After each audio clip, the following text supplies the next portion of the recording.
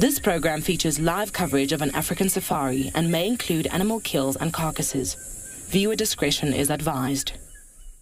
Good afternoon, everybody. Welcome on board this afternoon sunset safari. We're hoping we will get a sunset later. There is a bit of cloud around, but we have found tracks of what I believe to be the Telemati Pride has come back onto Djuma, into the heart of Djuma. There was a bit of rain between the drives, and they were hunting in the rain. That's what they do. That's what they do. So what we're going to do is we're going to pick up on these tracks. We're following them now. Tristan is out and about. He wanted to follow up on the lions. So Tristan is out with myself. Tess is out in Ngala. She's looking to follow up on a leopard. Moritz in Tswalu Kalahari is looking to follow up on some wild dogs. And we have JP out in Pridelands.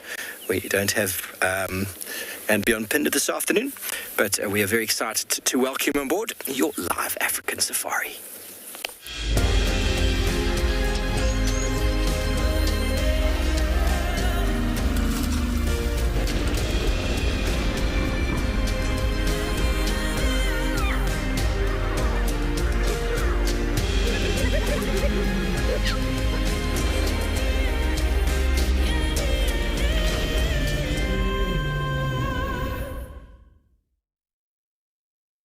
Good afternoon, everybody. Welcome on board my vehicle.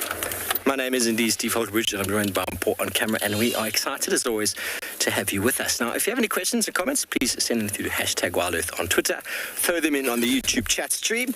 And if you're under 18, get your parents or guardians to send through an email to kidsquestions@wildearth.tv. Now, it is a wonderful afternoon, 26 degrees Celsius, 78 degrees Fahrenheit. And if you have not done so already, please go over to the website, register, go over to the chat page where you can start to send through your questions directly there. So the Telematis, we tracked them this morning. They were in Djuma. They went out. It started raining. They've come back. I will find a nice little patch here where there's some tracks for you to see, but it's not very clear right now. They're all over the place, but there's some quite muddy patches here where they've... Oh, there we go. Just on the left on the floor. Can you see it, Paul? That is a lion track. Can you see it? Just there on the floor. Lion track in the muddy ground. There we go.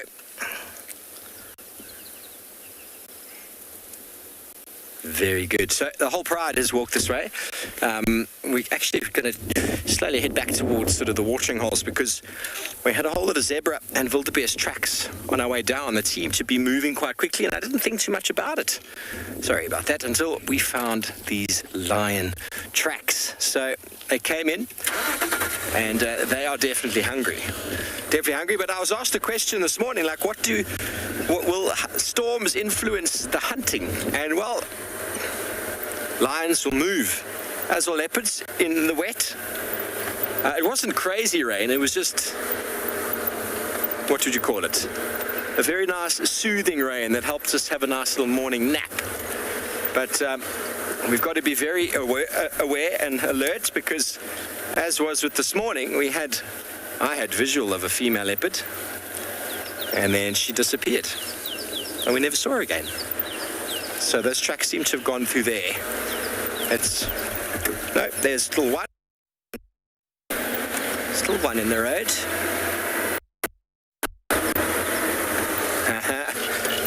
Bobby, it excites you when we start with some promising tracks. Well, I can tell you, Bobby, it excites me too. Now, I think they've gone through there. That'll come out on Twin Dams Road, and so we know that these are fresh, everybody. Do you know why? Because we knew where the lions were this morning, and they're on top of the rain or in the rain. So that gives you an indication. If they walked a little bit after the rain, still a couple of them in the road here. It starts to get quite difficult after the rain because the ground gets hard, but while it's still wet, they leave a very nice muddy print. As I'm sure many of you have stepped outside of your house after some rain and you just slip and slide. Well, that's exactly what happens. Okay, so here we come into a junction. Junction's always very important because the lions either go straight down to the river, which I doubt, or they're going to turn left or right. I'm thinking they're going to turn left. And Paul, what do you think? Left? I'm thinking they're going to go left. But just have a little scan, just to check the road in front.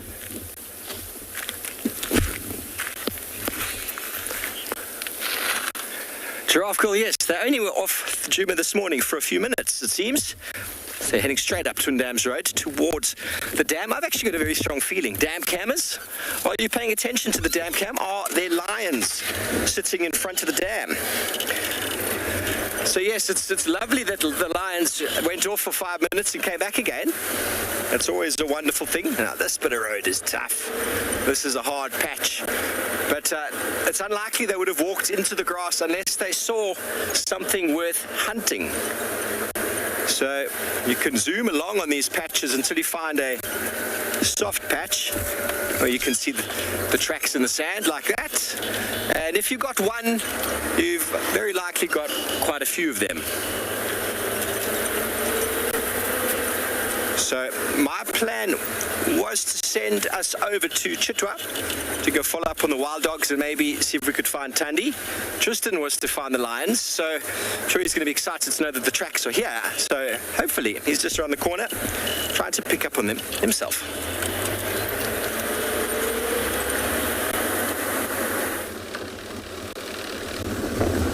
Well, good luck, Steve. Hopefully you find what you're looking for down in Chitwa. There's lots of things happening down there this morning, so I'd imagine that Steve's going to have some luck between the dogs, and I think Thandi was found there this morning too, so maybe he'll get lucky with her as well. My name is Tristan, for those of you that don't know. On camera I've got Theo this afternoon, and we're just bumbling at the moment, just taking in the kind of beautiful afternoon that we're having, considering all of this hype about the storm, which seems to be reducing quite quickly now. It's not as bad as everyone thought it might be to start with. We'll see, obviously, how it goes. But just enjoying the kind of beautiful weather before apparently it's going to rain all night and tomorrow. So let's just bumble and, hello, Impalas. And so, yeah, the plan is probably just to kind of see what we can find. I'm just checking the western side of Djuma at the moment. I don't know why as we left camp, I just had this feeling to come this way in case Hukamuri or Shitulu was around. I don't know why I had that feeling. I just did. So I'm just checking here a little bit just to see if I can see anything after the rain that we had during the day today. And if not, then I'll go to where I last saw Tlalamba and start kind of scratching there a little bit later. You can see a lot of these impalas while they are in the sun. A lot of them are also seeking shade. And that's because the sun really has come out in the last, I would say, half an hour.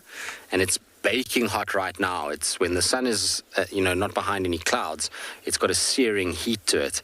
And so you'll find these guys are all going to try and push into some shade when the sun's out. As soon as it goes behind clouds, then they'll come out again. And we'll be able to kind of see them on these open clearings. But one thing I always try and tell every single guest that I've guided is that spending time with these guys is vitally important for a number of reasons. One is that impalas are incredibly beautiful animals in their own right and highly underappreciated. They have a huge ecological role within these systems. They are animals that are shaping this environment. They are allowing for all kinds of things to take place around them. So without them, this environment would be much poorer in many respects, and it wouldn't be able to support the diversity and numbers of predators that we see. So that's one kind of part of it. The other part of it is that these guys are often something that's going to lead you to other things. They occur in more open clearing areas in late afternoon, early mornings, and that always can give you a chance of seeing things like wildebeest, zebra, and all of those animals that congregate in those areas. But also with them is that often just sitting like this, you'll either, they themselves will start alarm calling if they see something, or you'll hear another alarm call, or you'll see a bird that you can kind of have a little look at. So I find spending time with them is a really kind of good thing to do, particularly if you don't have too much in the way of leads, of tracks and things like that. Sometimes just going from impala herd to impala herd and just watching them go about their business is a really good sort of technique in order to find what you're looking for. I think they are the most magnificent little creatures. And what I always say is, if there were only 10 impala left in the world, everybody would want to see them. because of the fact that they're so pretty. Libby, life expectancy of an impala in captivity, I mean, they can get to about 12, but here in the wild, very, very seldom are you going to get animals getting anywhere near that. And the reason for that is because they get so heavily predated. In this reserve that we're in at the moment, I mean, these guys have a lot to deal with. They've got wild dogs, lions, a very high density of leopard, cheetah, hyenas. So there's just a lot going on. Pythons eat them. Martial eagles have been known to take them. So they have a tough time. It's not easy to survive in these areas. And so when you start to age in the wildlife terms, is that you'll often, unfortunately, be picked off because you start to become slightly slower and therefore an easier target for predators. So in the chase, you might not be as quick as the one in front of you, and you unfortunately get grabbed. So, they don't live their full expectancy. Mostly, I mean, there'll be anomalies here and there that will get there. But for the most part, as they start to slow down, they unfortunately get caught by the various predators that hang around these areas, and they then kind of, unfortunately, like I say, don't make it to a fully kind of lived life. But that's part and parcel of being out here. It's the same as a lot of predators don't make it to what their kind of life would be in a captive environment. It's the same thing. Living out here is not easy, whether you are a big predator or a little small impala. I mean, everybody is in a constant struggle to survive. The only ones that probably have it fairly easy in comparison to everybody else would be ellies. The ellies, typically in protected areas like this, are having it much easier. They're not having to worry so much about, all the kind of things that impalas and leopards and the likes worry about. There's not very many things that hunt them. They find food pretty easily, being herbivores, and their ability to dig and use tusks to pull bark off and things like that means that they typically can find food even in the harshest of winters and drought periods. They still seem to be able to do what they need to do. All right, it's always nice when we have a new face that comes on, and so let's send you across to Pridelands. I believe JP is going to be taking us out there while Taylor's away for a little bit, and so hopefully he'll have a wonderful afternoon and enjoy his drive with us this afternoon. Good afternoon and welcome to Eco Training Pridelands. My name is JP Leroux, and behind the camera we've got Gerrit. At the moment we're sitting breeding herd of elephant, approximately some 50 to 60 individuals that are busy feeding. It's also quite interesting to note that there's a number of swallows that's actually swift, which is busy flying in between the elephants. And as these elephants are walking, these guys are also creating a meal opportunity for these swallows as they're disturbing insects. Going back to the breeding herd, a group like this, 50 to 60 elephants, it's quite a nice size herd to find. However, we also often find that they often get much bigger than this. And sometimes we even find herds of up to 200 to 300 elephants when it comes to a breeding herd. As you can notice, there's a large number of different sized animals, and most of these are also females and they're young. Sometimes we've got young males in these groups. These guys will normally be between 14 or 15 years of age. After that, they get given the boot, and then they will join into bachelor herds, which they'll spend pretty much for the next 10 years of their life, and approximately by the age of 25, those young males will be able to start reproducing. Going back to the breeding herd, we've got a little elephant over here right in front of us that's busy cleaning off a shrub. It's full of sand and it's quite smart, and what it's doing is removing the sand to prevent that the sand can damage the molar teeth. Some of you might know that elephants actually have 6 sets of molars throughout their life, which is present at different times. However, when it comes to the largest set, when that's then worn out, they will no longer be able to feed successfully. Good afternoon, Jackie, and welcome to the show. If you have a look at the elephant that is all brown in color, this elephant has recently gone for a swim at Ndlovu Dam.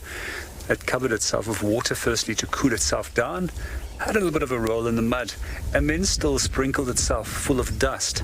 So the aid of that is to protect it against parasites, but it also has a cooling effect. And what we find is quite often that the mud and the soil will later on peel off, very similar to having a facial, and then the ticks will also fall off. So quite often what we also do find is that these individuals that are full of sand and mud will quite often go up to a tree where they'll go and rub themselves for quite a long little time to get rid of those parasites.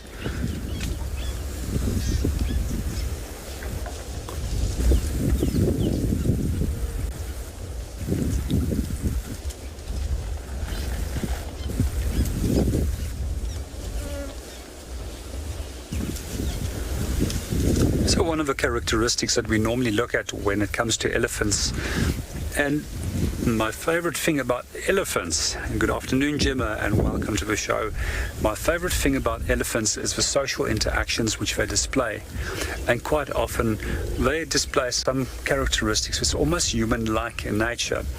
And for me to watch elephants swimming, that's probably the most beautiful thing to watch about elephants.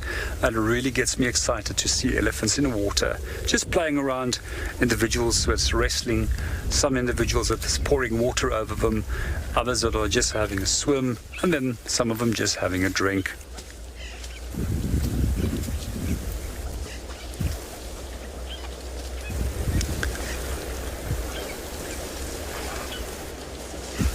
So when it comes to elephant cows, it's quite actually easy to separate them from bulls.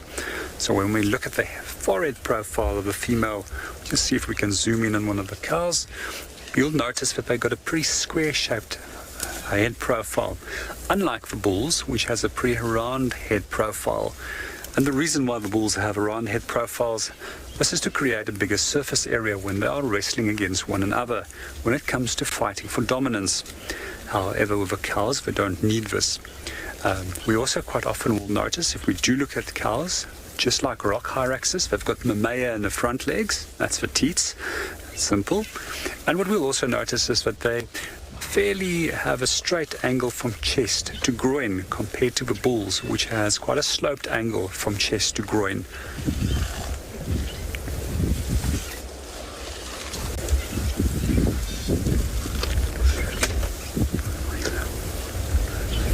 One of the cows right in front of us, you'll notice that there's a secretion coming from the side of the gland that's directly behind the ears. And the reason why that happens is quite often when individuals are stressed, that we'll see that they will also start secreting glands from the temporal glands. However, quite often when we do come to find bulls that have the temporal gland secretion, we often find it as that they must, or either that they are also stressed. So at the moment, I'm not quite sure what is stressed her, but sometimes it's diet, sometimes, although at the moment there's so much green grass, which is a incredibly good, rich source of food for them, and there's a more than sufficient water for them as well. So generally it's a characteristic I've noticed is more common with cows at the end of the dry season, when there's very little food as well as very little water around. Just while we're on the topic of what they were eating earlier in terms of grass and being an abundance of grass, we find that in the summer months they tend to feed more often on grass compared to the winter months, where they will actually feed more on leaf material and a wide range of other things. What I'm also hoping to find in the next few days is a few marula trees. I haven't had a few marulas for myself lately, but hopefully we'll see an elephant or two enjoying the marulas on the trees as well.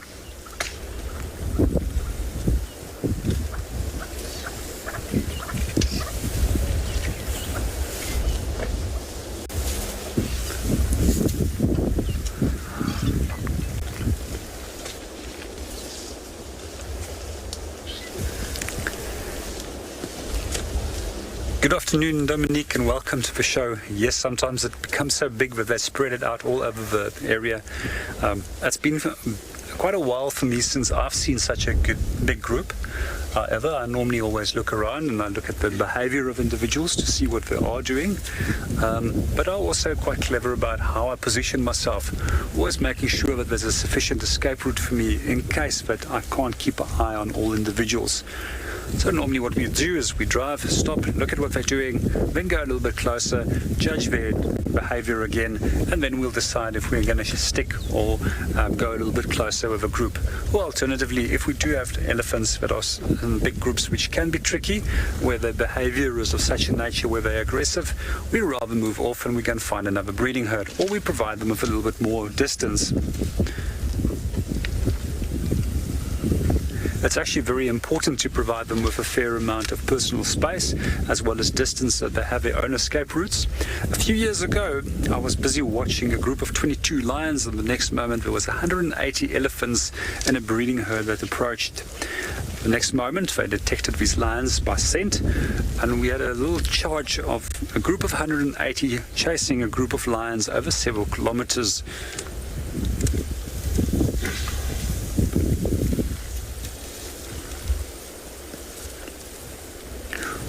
With a situation like that, if you don't have enough personal space and you don't have yourself in a position where you don't have an escape route, you can actually find yourself in a bit of a tricky situation.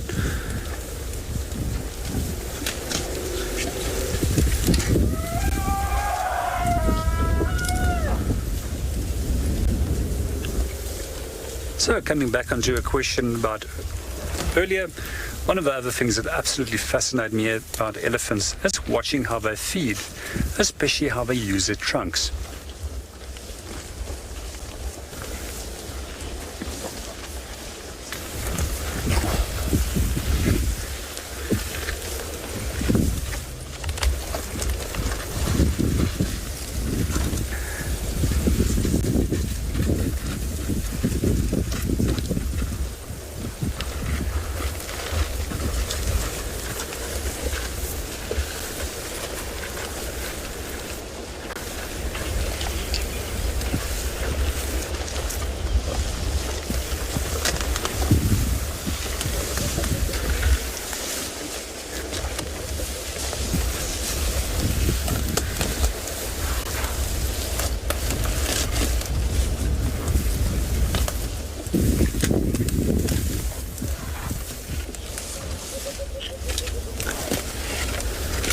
Good afternoon, Jennifer, and welcome to the show. They've got fairly small eyes compared to their body. So they also don't have very good eyesight. Now, if I remember, I read something once before, a long time ago, that they actually can see up to 50 meters if something is standing still, or moving, my apologies. However, if it's an object that's standing still, their eyesight is not so great. However, their hearing is amazing, and also their ability of smelling is incredible.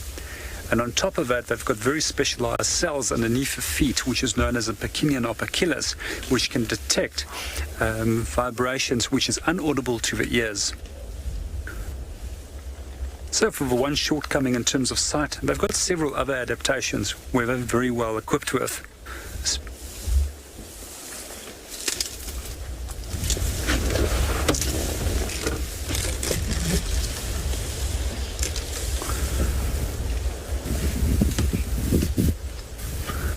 We're going to continue towards Leadwood Dam and go and see what we can go and find. We'll be back shortly.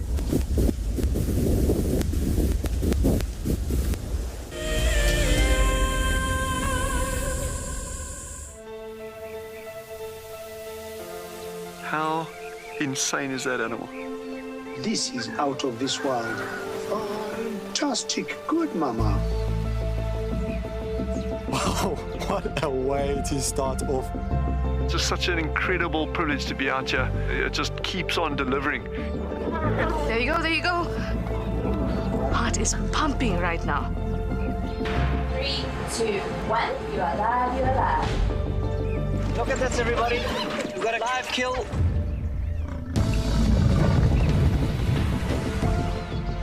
The cock's holding the tail. It's holding tight. Lucky wildebeest. There's nowhere to go. This is a disaster in the making.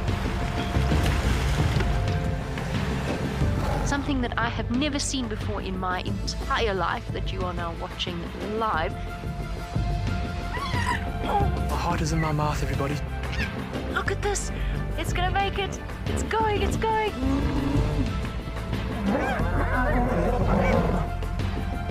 This is just too magical. Hi, little guys.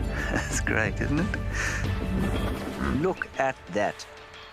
Scuba Steve has got a friend. You've got a friend in me. It couldn't be a better morning. This is just too special. Oh my goodness, we've got a turtle. How epic is the fact that we're coming to you live from the Chobe River? It's the most incredible feeling to be here. This is live, and we're in Rwanda. This is a very, very different adventure, charged with emotion. I did not think I would ever face my fears like this. What makes andBeyond Phinda Private Game Reserve so special is our massive array of habitats. And with that comes, of course, a beautiful diversity of landscapes, but also an incredible biodiversity in terms of plants, bird life and animal life, as well as, of course, our conservation success stories with cheetah, with rhinos, now with pangolins too. Catch up with the guides daily here on WildEarth.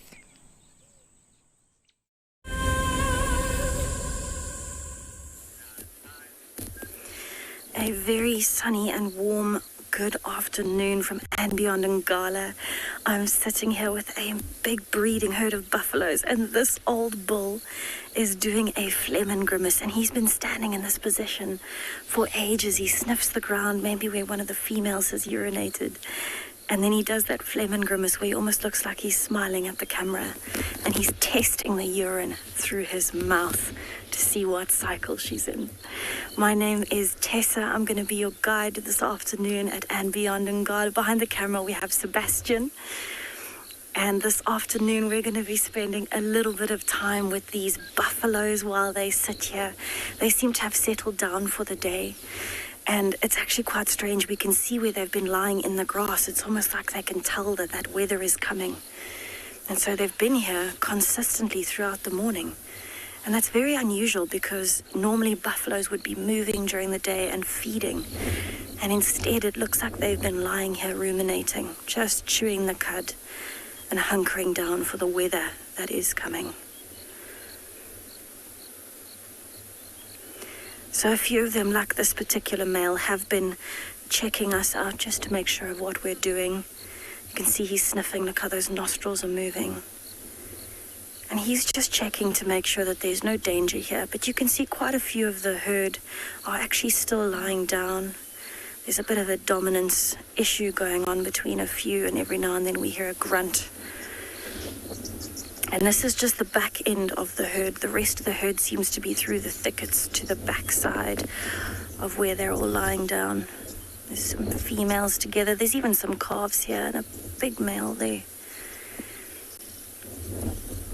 And the wind is actually incredibly strong today. And I think that's part of the reason why they have been lying down.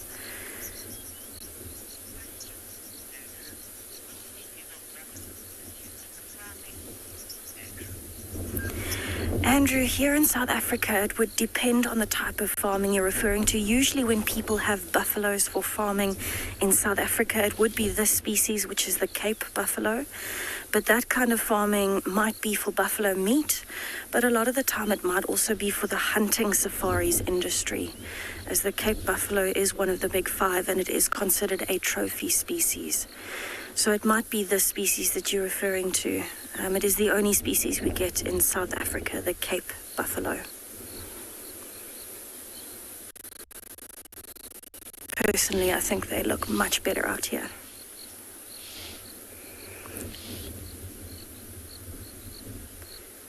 So the females in particular actually seem to be a bit more interested in us than the males at this point. You can see the females are the ones that are actually looking over at us. And I know that they're females because you can see in that frame, the male was behind and he's got a much bigger set of horns, but also have a look at his body size compared to the female that's on the left of the screen.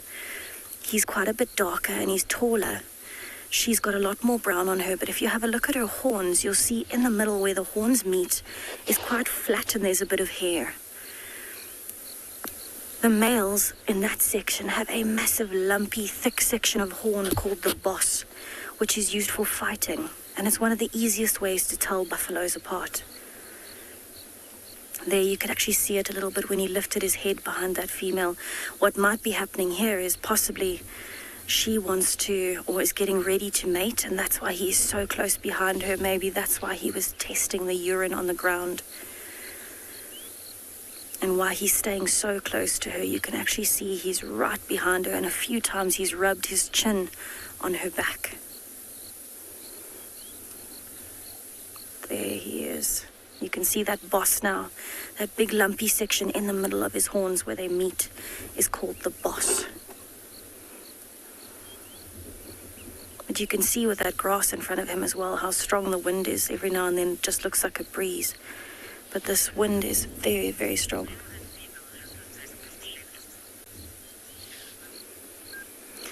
Addison, no.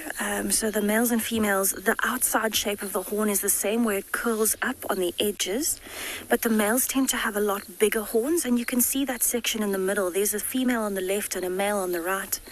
That section in the middle is what tells them apart. Can you see the lumpy part on the top of the buffalo on the right? That's his boss. Where the one on the left is quite flat and there's hair in the middle, that's the female. There you can see the hair in the middle. And you can also see her horns are a lot narrower, they're a lot thinner. Where if you look at his, they've got very deep curls that are very thick.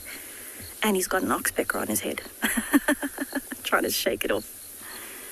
So that part of the horn that the oxpecker, that bird is on, is used for fighting in the males, because they'll have a vertical dominance hierarchy. And the females actually have one as well. It's one of the few species where the males and females within the herd will have their own dominance hierarchy. And that determines where they feed and where they sleep in the herd. So these buffaloes are definitely keeping a lookout for big cats this afternoon. And speaking of, I'm going to sit here with them for a little longer and send you over to Steve with some of his big cats.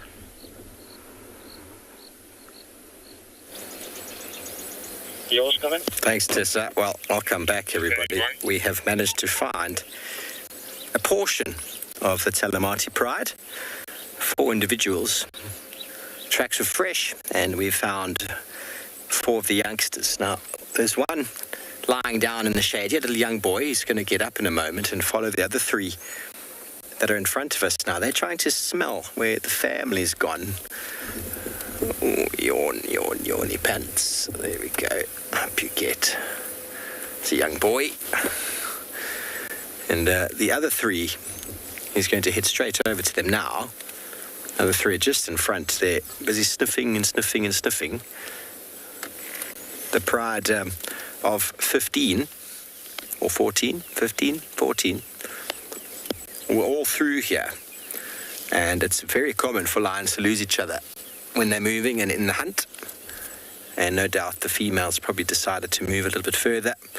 There was some activity of giraffe that had been running on the road before. I nearly turned, and then I had a look at some giraffe tracks, and they went in one direction. We took a different road, and we found the fresh tracks again. So I think that big male giraffe got away.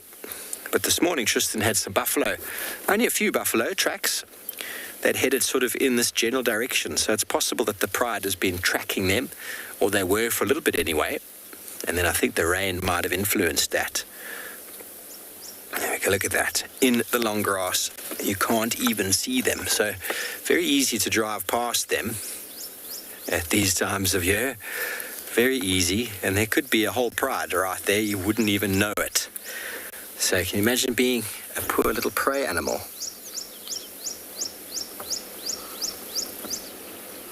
Well, always feels good when you pick up tracks of animals and find them.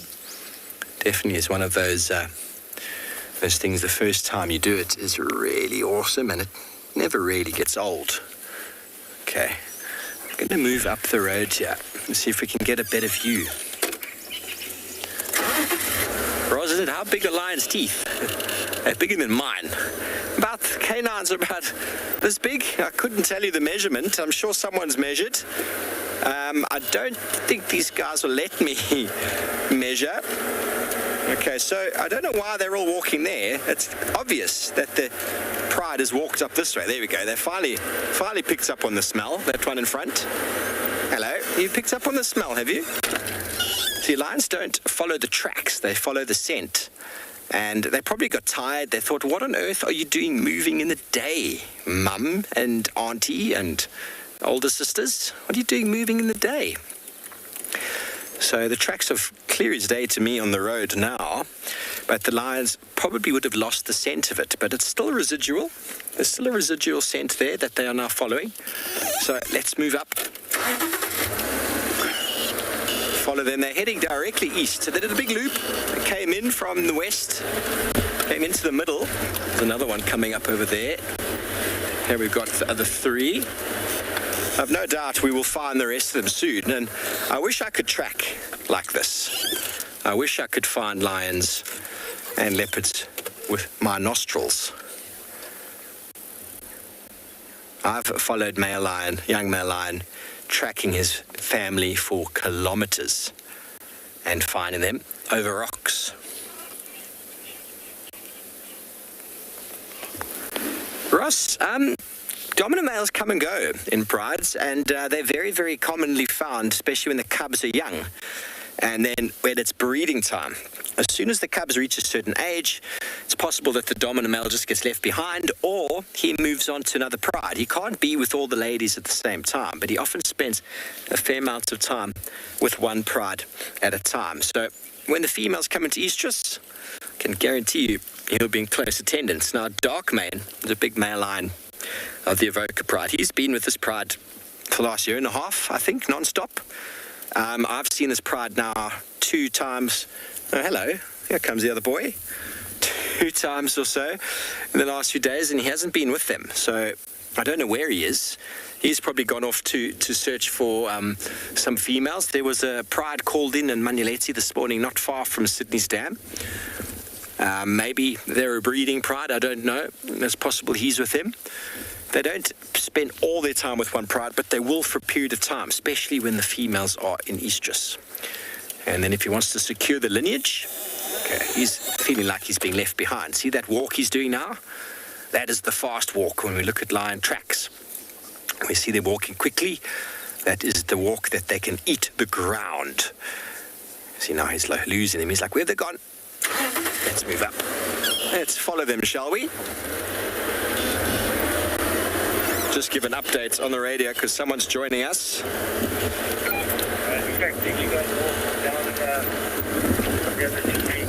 Okay, well, we'll follow these lions. I'm sure they wouldn't mind finding some buffalo, but it seems like Tessa has already found some of those herself.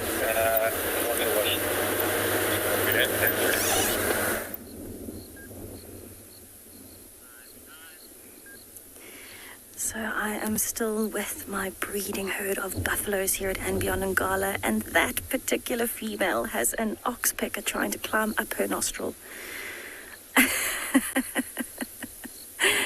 You can see it. She's struggling. She's trying to get it off. I think it's a bit ticklish. Oh, it's a young male, actually. Have a look how it's chewing the cud still, so you can see there the mouth is moving. And that oxpecker is inside of this buffalo's nostril. And that's pretty normal because the ticks will go anywhere that there's a very good blood supply, and the nose is a fantastic organ with a lot of blood supply in it. So it's a nice soft area for the ticks to bite and get some fresh blood. And that's exactly what that red-billed oxpecker is looking for. So I heard Steve talking about the dominance in lion prides if there's a dominant male. And that is actually something that you can apply to buffalo herds. So you'll have dominant males and dominant females within a buffalo herd. Each gender has their own dominance hierarchy, almost like a ladder. And so you'll have the most dominant male and those following him, and then you also have the most dominant female and those following after her. And what this does in buffaloes is it gives the dominant males a chance to mate with more females, and the other males that are lower rank will then move around the herd and they protect the herd from all sides. Where with the females, what it actually means is something a little different. The females that are most dominant in a buffalo herd will walk towards the front of the herd, so they get the nice fresh grass that has not been trampled on, that there's no fresh poop on, those kinds of things. And their babies are also better protected because they're closer to the front of the herd, and things like those lines of steves would be coming from behind, not from the front of buffalo usually. So the least dominant buffaloes would be towards the back of the herd as they're moving, so that they are more in danger of being exposed to the lions.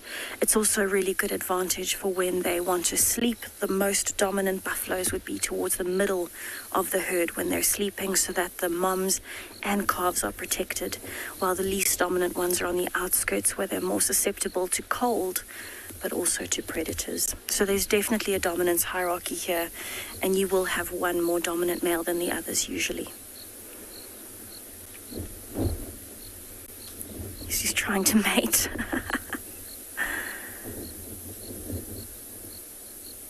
So mating in buffaloes can cause quite a stir.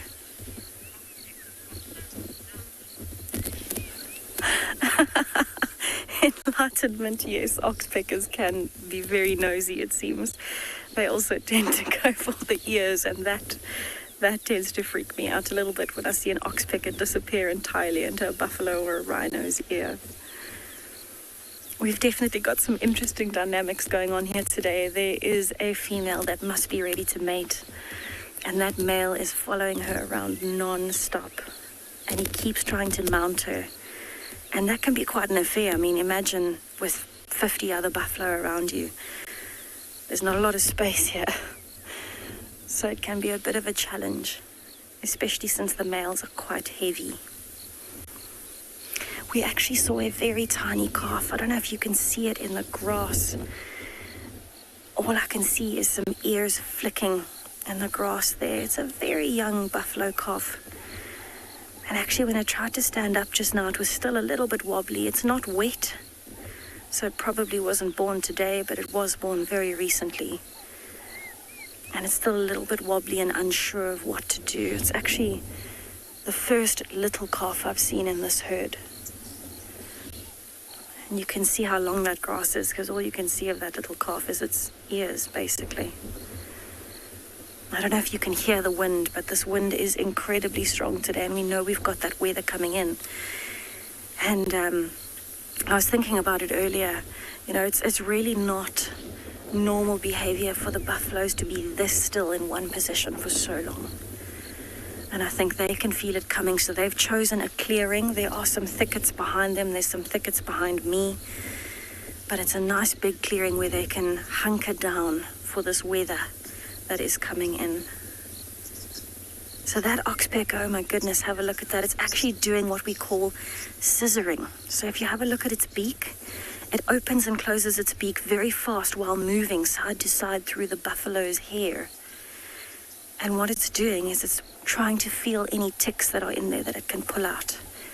So oxpeckers can actually be quite a lifesaver for buffaloes. Gets quite a lot of those itches out, but they're also really, really good at warning when there's going to be predators coming. And so not only are they sorting out the problem of a pest or a parasite, but they have a very particular alarm call. And when that alarm call sounds from those oxpeckers, because they might have better eyes or a better view of lions coming in the grass, the buffaloes will take very quick notice of that noise. So they tolerate these oxpeckers quite a lot, even if they are nosy and decide to go into all the cavities that they shouldn't.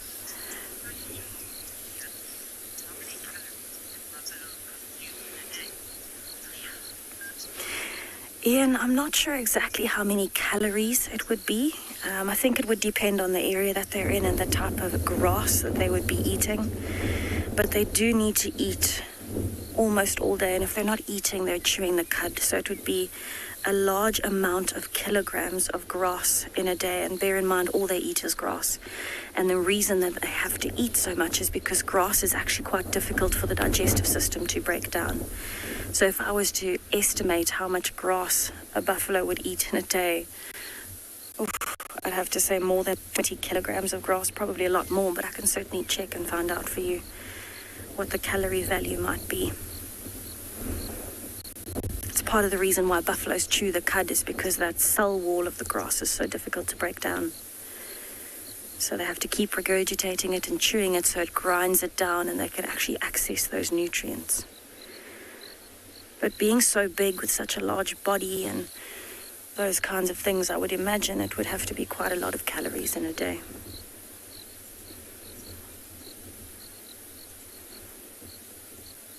It's very interesting. It's still only a few of the females that occasionally turn to watch us. The males are very relaxed. The calves are quite relaxed as well.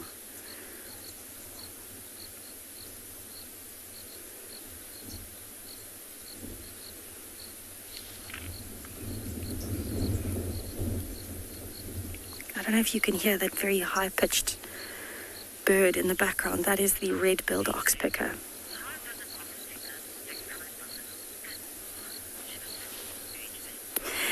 Jennifer, 8 years old. That is a fantastic question. How does an oxpecker stick to a buffalo's skin? So buffalo have a lot of hair on their coat.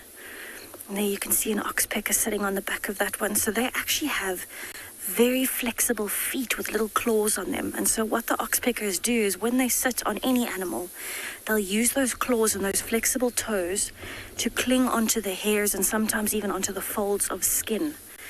And they do it incredibly well. Look at that one hanging on the side of this buffalo as it's going.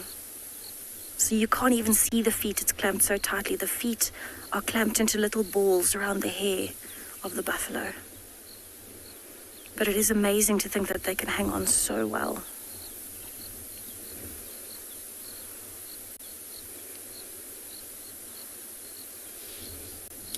It really is very beautiful out today. We've got a lot of cloud cover coming in now. And the oxpeckers are actually very active. There's a lot. And a crested Franklin that got a fright from the buffaloes.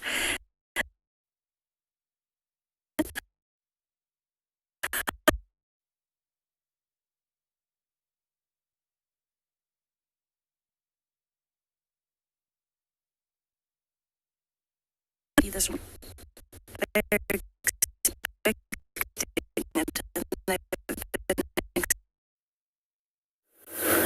Sorry about the technical.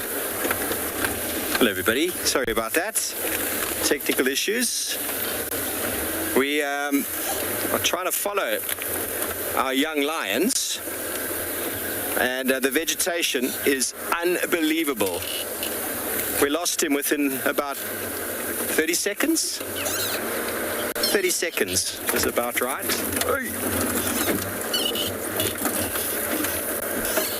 Getting stuck on the vegetation here. Sorry, Impala.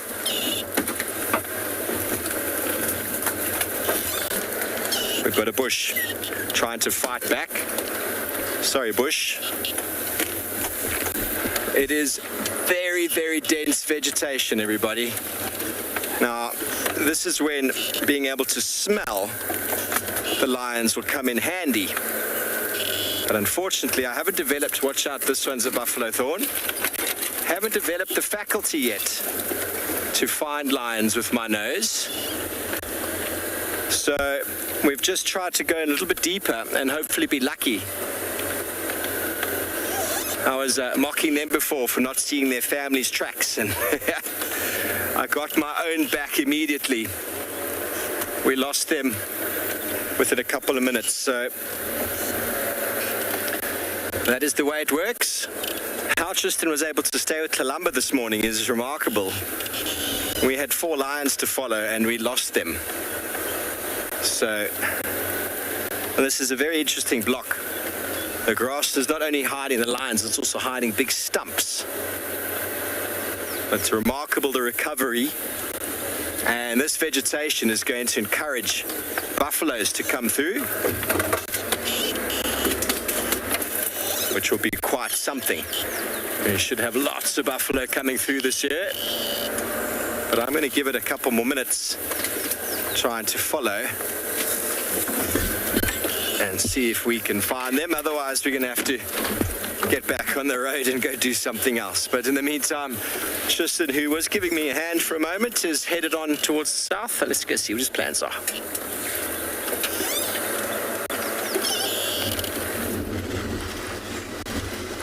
Well, hopefully Steve finds them. I mean, he's done a good job so far this afternoon in finding them.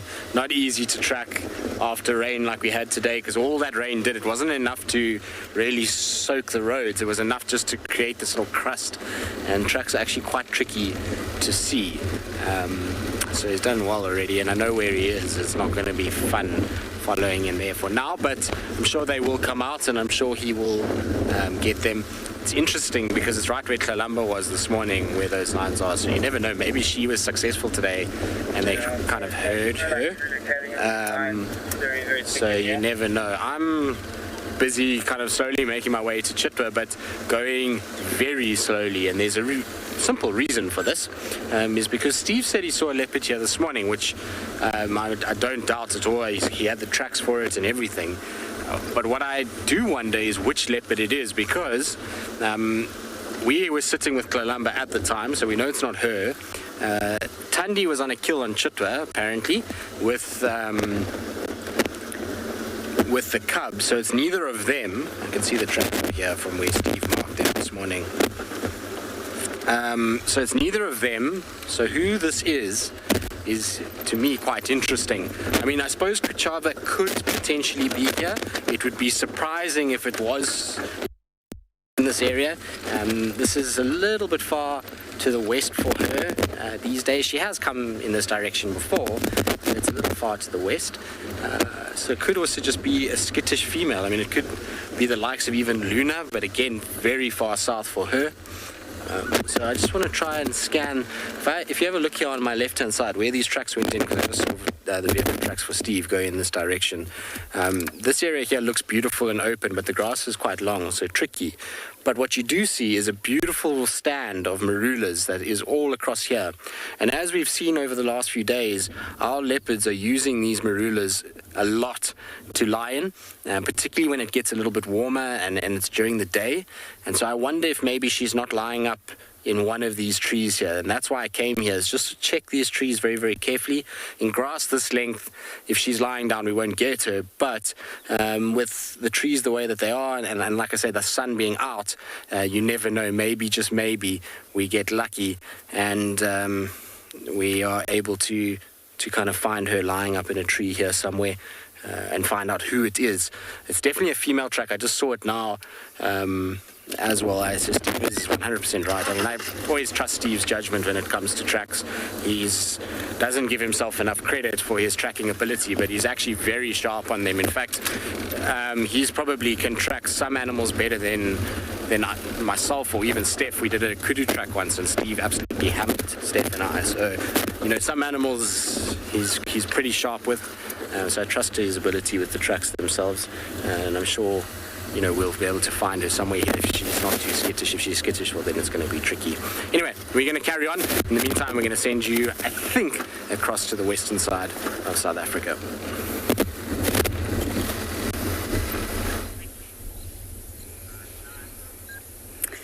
So I think we're having a few technical issues here at andBeyond and Ngala with the storm rolling in. I'm sorry I had a freeze just now, but we are back with this big herd of buffaloes. And a few of them are starting to kind of come closer together again, as though they're going to lie down and wait for the storm coming in. And quite a few are already lying down together in a group. And you can see the sun has started coming out a little bit. There's a beautiful golden color added to their coats now. But it won't last long. We've got more cloud than blue sky, and there is that tiny little calf. Hardly even looks like a buffalo yet.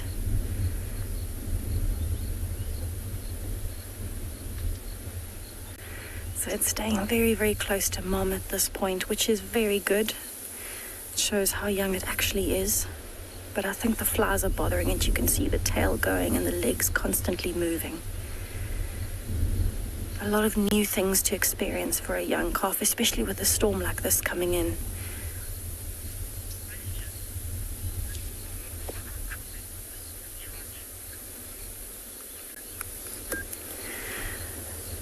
A buffalo might charge at someone if it feels threatened. So that's not particularly common in a herd like this. A herd's priority is always to protect the calves.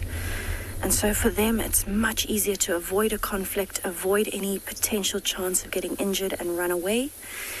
The buffaloes that are more likely to charge would be the old males, the things that we call dagger boys, those ones that are on their own or have left the herd. They might be old, they might be injured, maybe they have arthritis, they're slowing down a bit. They are the ones that are more likely to charge at a vehicle. They are more potentially dangerous. And it's not that it's going to be a common thing that buffaloes would charge. It's more if they're feeling cornered or threatened, and that usually happens more from things like injuries with fighting or old hunting injuries as well. So in this situation, there is very, very little chance that a buffalo would charge at the vehicle.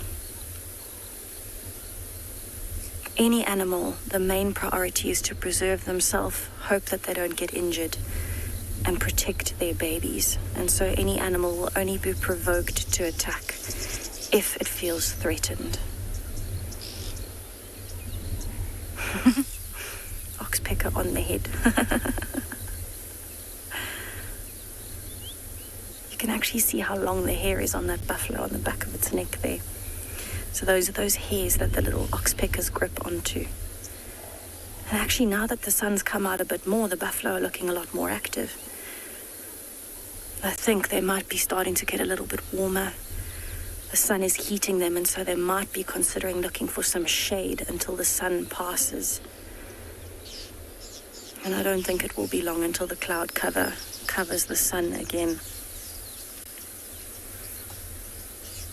So what's also interesting is just with the sun coming out now, there are a lot more flies and insects that I can hear out at the moment. And I think that's also bothering the buffaloes, things like flies around the eyes, nose and ears. And even under the tail, anywhere that there's a bit of moisture, that's exactly where the flies are going to go, even any injuries.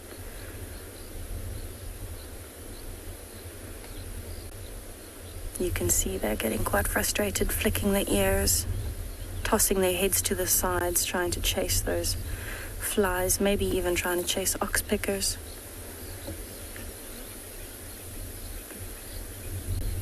There are some very big buffaloes in this herd. Oh my goodness. That female got a bit frustrated with the calf and actually tossed it to the side with her horn in her head. You can see the calf is looking a bit sheepish at the moment. I think it might be in a little bit of shock. Not quite sure what happened. The older one is actually checking on it. That's very sweet.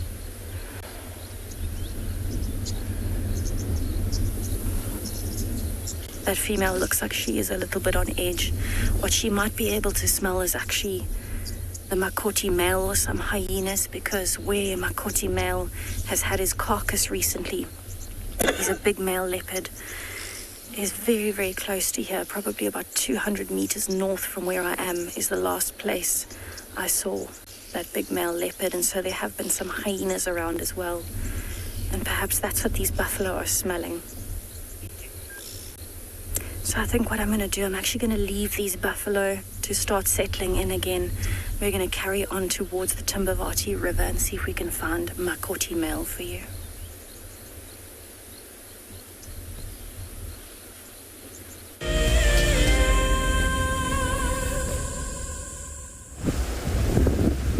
Good afternoon and welcome back to Eco Training Pridelands. We're currently viewing an elephant by the name of Esselweni, which is one of the stars of this area.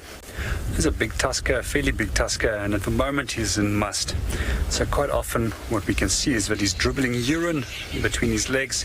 We can also see that the inside of the legs is stained with urine. Quite often that obtains a greenish sheen or coloration. Also on the side of the temporal glands, we can also notice that he's also having temporal secretions that has been excreted from the temporal gland when they are in full must. So the word must we often use for describing this condition, and it means irritable in Hindi language. Although this guy is incredibly relaxed, he's just going to come closer to us. We're just going to stand very still. He's going to most likely just move right past us. Hello boy, how are you? How are you? Thank you for showing yourself. You're probably one of the most beautiful elephant bulls in this area. and we are very privileged to see you.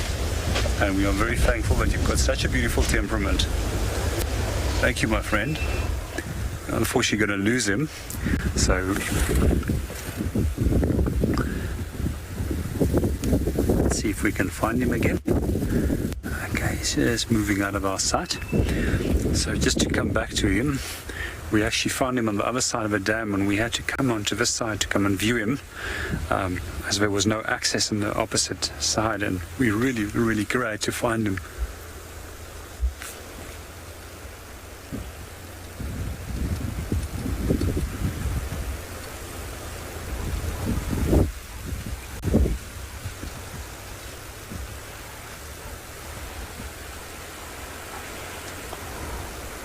And just back on a breeding herd now as well. Seems as if all of them is moving away from the water.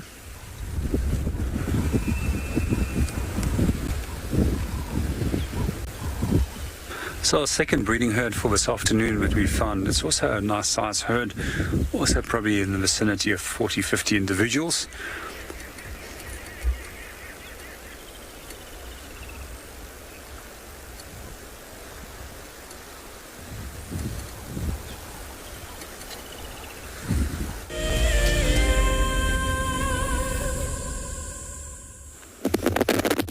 See, sometimes it's not just about the big things, there's also little things that occur with the big things, and that is a very cool shot of the dragonfly that is backed by a wrinkly skin of a massive elephant. And talk about big versus small.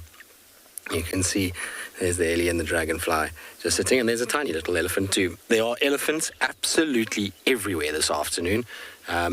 They are, I mean, I literally have driven every road, and all I've seen is elephant tracks and elephant bottoms disappearing into the grasses and bushes.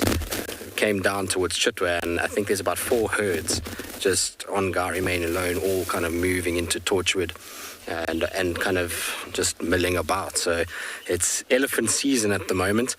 I wonder if they are moving kind of up and onto the crest for a reason. It's always interesting. You know, we talk about the fact that they can sense weather changes, and a lot of what we use to do that is, you know, experience based off coincidental stuff, as well as, you know, you can draw conclusions when you see something happen, and you kind of can sometimes make links where there aren't. But it's definitely interesting to see every single elephant that I've seen is heading to a crest. It's all heading up to the marula areas, which we know is food, but marulas also happen to be on the highest ground, or highest points in this area.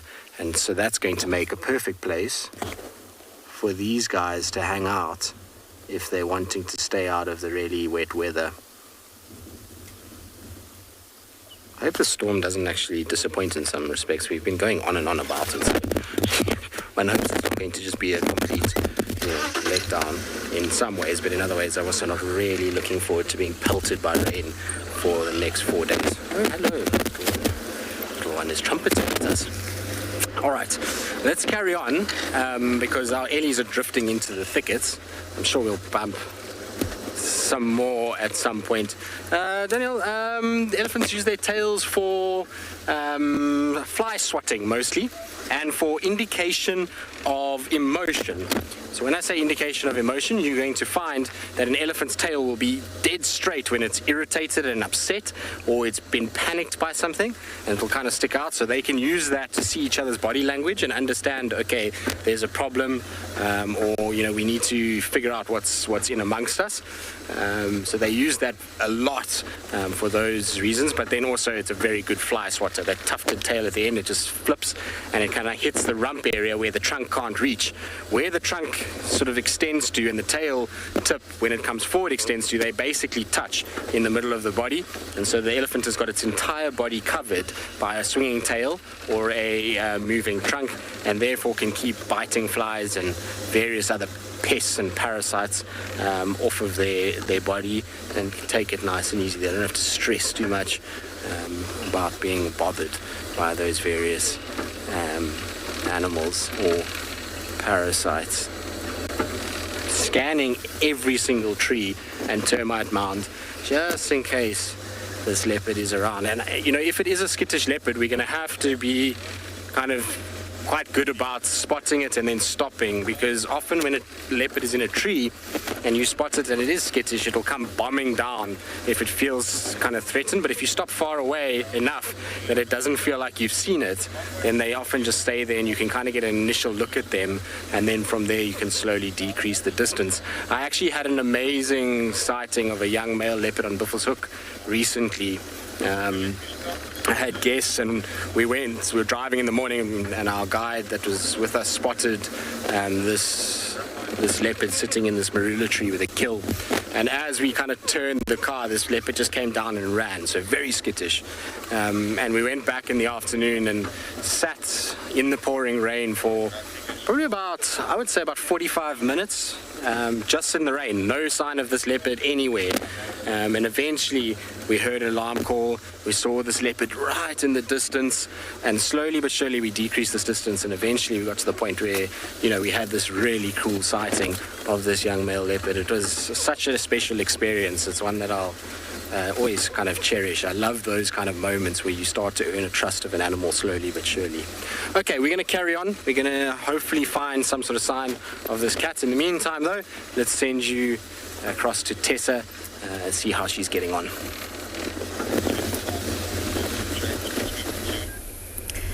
So we have found a very nervous-looking bachelor herd of impalas here at andBeyond and Ngala. And I think, again, it's the weather. There's a very strong wind and it's overcast. It's actually cooling down very quickly now. And what we've noticed is they have a lot of energy and they're a bit nervous. And so what they're doing is they've been giving each other frights and chasing each other around. And you can see this young male, the front of the screen, is staring intently at us. He's just walked out of the bushes and noticed us. Where some of the larger ones behind, you can see one chewing right in the background. Some of the larger ones are just looking around, making sure that there is nothing coming. But unfortunately for these impalas today, this kind of weather is the perfect hunting weather for the predators. But you can see how nervous they are. Any little movements, any breaking twig, or even another one that might jump around, is giving all of them a fright.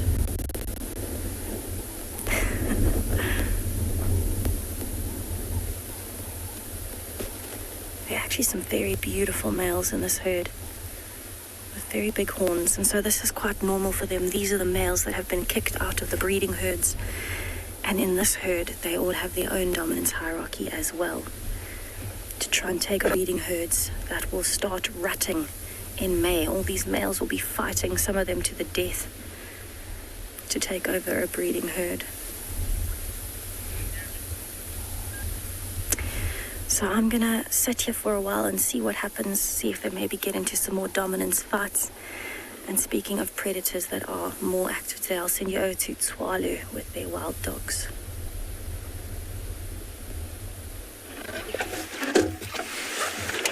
Good afternoon, everyone. It is a very warm afternoon here at Tswalu Kalahari. We actually had to spend quite a bit of time now trying to track these guys, and luckily found them. But we spent about an hour walking on their tracks. By the way, guys, good afternoon. My name is Moritz. Behind the camera, we've got Craig. And so, yeah, the plan is as you guys have heard, is to follow these dogs again this afternoon. We had the tracking team come out this morning and try and locate the dogs, which they did, luckily. And so came to the waterhole where they left them, but as we drove in, there was quite a bit of activity, from gemsbok and roan antelope and all of those things.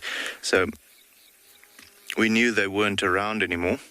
But luckily, after a bit of walking around the dam and so on, picked up on their tracks and followed that for a little bit and managed to locate on these guys. They are not too much in the mood to be out in the open currently, as you can imagine, with it being so warm. Also don't necessarily want the vehicle too close to them at the moment. You can see there's one standing up now. But, we're sitting about 30 meters away from them, and that seems to be fine for them. So now that we've found them, luckily we can wait here and see, I've seen it just now when they were moving around a little bit and so on.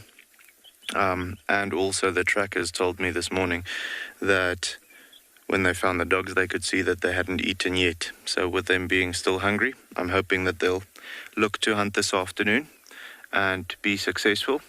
We had that near miss or near kill yesterday afternoon with a steenbok, but today is a new opportunity to be able to follow them and see how they operate when they are looking to hunt, which they have to do this afternoon. This is the waterhole which we are close to is a great waterhole for warthog, which is at the moment their favored species of prey, with them being a relatively small pack. So with that being the case, I'm hoping that one will come in, well, even more than one, and that they'll be successful with at least one of the warthogs, or something like a steenbok or something like that. So, great news that we could find them. And I'm very sure that we are going to have a very action-packed afternoon again.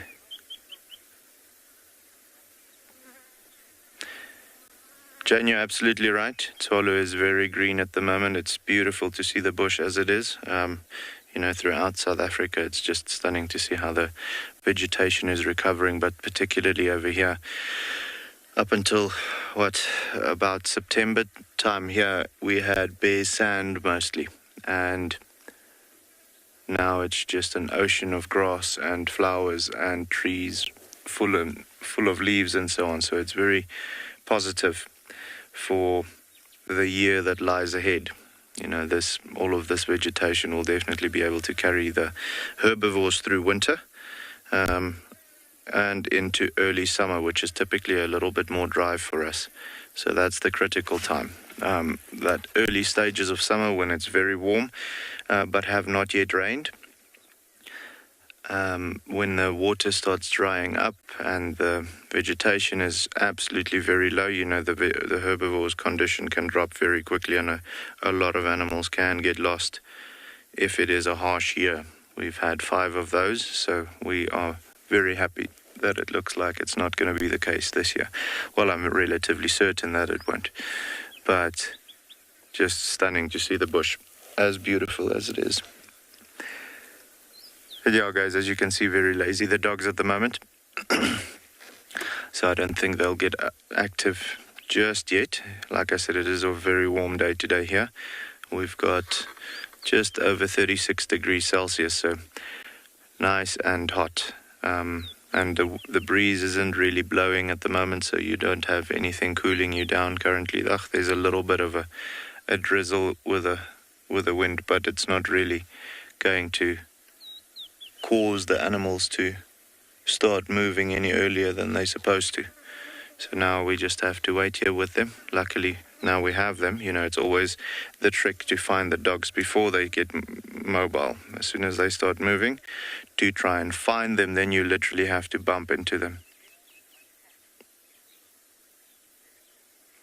Egbert, yes, there is only one pack in this region of Tswalu currently, the 4 dogs. Like I said, it's a relatively new pack.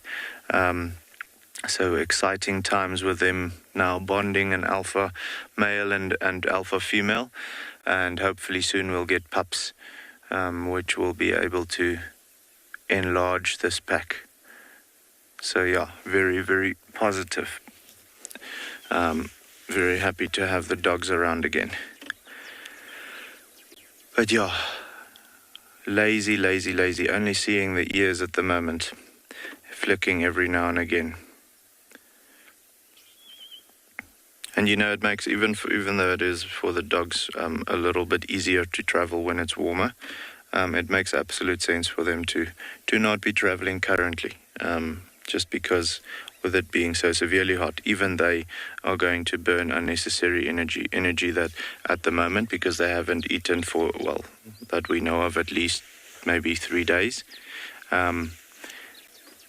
If they have eaten, it was something small. But yeah, it is very important for them to save as much energy as possible. So yeah, guys, we're gonna stick with them for a little bit, see when they get active. As soon as they do, we'll come show you guys. But for the meantime, we're gonna send you over to Tessa, okay?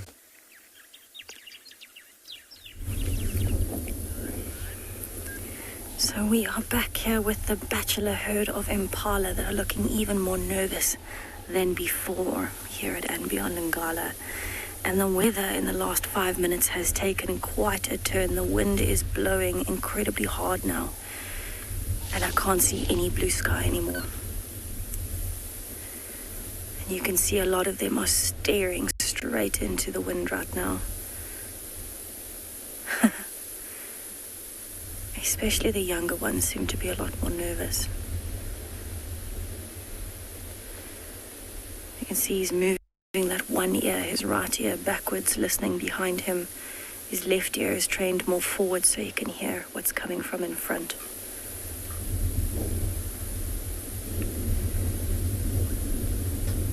And he's a bit young to be part of the dominance displays that you would find in this herd. But the Impala to the left is definitely one of the bigger ones in this bachelor herd, and he might be one of those that might chase the others around. You can even see the different eyes there. He's got an itch behind his horn. And on his leg, or his nose, either way. So you can see the flies are bothering them as well, flicking of the ears on all three of those Impalas. And their tails, even the Impalas in the background.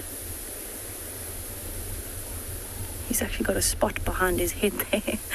I wonder what that's from. Maybe from scratching. And now he's grooming himself.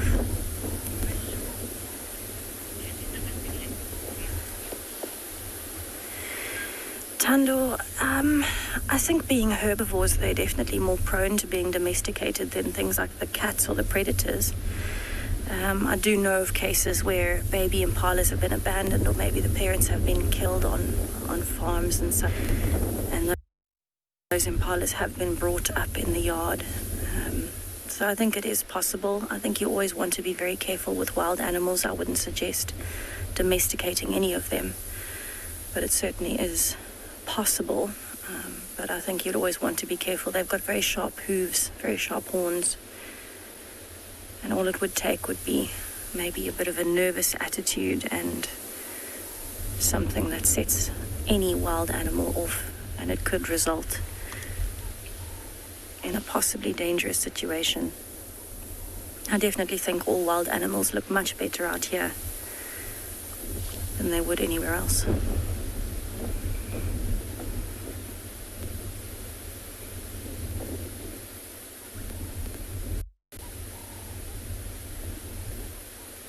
Must be quite nerve-wracking for these impalas. If you think about it, on a bad weather day like today, it might be quite difficult to kind of keep your wits about you, because you know that predators are more active and you're a predominant prey species for everything.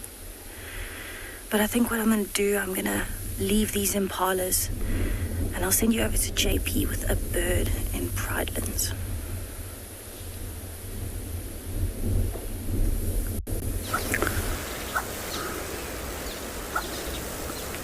Good afternoon and welcome back to Eco Training Pridelands. At the moment we're busy watching a number of different bird species, and they're all looking straight down into the grass, and we're trying to figure out what they're looking at. So quite often when we do have mixed parties of birds like this, it might potentially be a predator that they would like to mob or keep their eye on. It might be anything from a snake up to a mongoose that might be hiding over there. So we're just going to sit and watch and see what they're getting up to. One of the birds that we see closest to us is a beautiful virtual starling. As you can see, it's got bright iridescent colors. So quite often the starling is confused with both greater blue-eared and Cape glossy starlings. However, it's got an all dark eye by which you can identify it. The coloration which you actually see does not exist, and this is because of melanin crystals which forms on the feathers, which then creates a functional prism that refracts and bends the light. the second bird that's quite close by to it, or just directly above it. We're going to see if we can zoom in on him. That's a grey go-away bird, one of the Tortoise family members. It's also a crested barbet that's just coming in, the one that we see over here. That's one of the largest barbet species in South Africa. Some of you actually might know that barbets have the ability to excavate their own holes in trees, just like woodpeckers. So they will use this as their nesting sites. This is one of my favorite barbets in terms of its coloration pattern, but also its ability to create incredibly long, drawn-out calls that it will produce.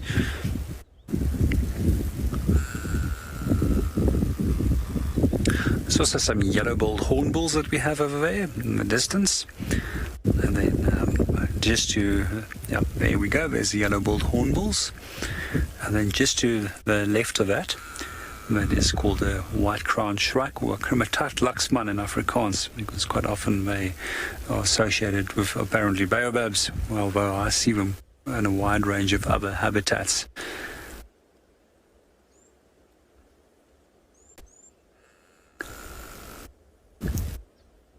Penelope, you're 100% right, and that's probably one of the most beautiful of the birds out here. I do like all things glossy and shiny when it comes to birds, and the glossy starlings and a number of other species such as sunbirds, which also has iridescent colorations. It always fascinates me that they can have such beautiful colors.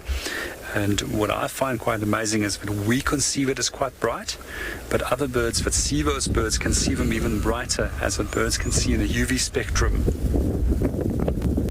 Here's back on the grey go-away bird. For those of you that don't know, they actually get the name go-away because they quite often will create alarm calls for predators. It's still looking down to the ground in the same spot as where those other birds were calling.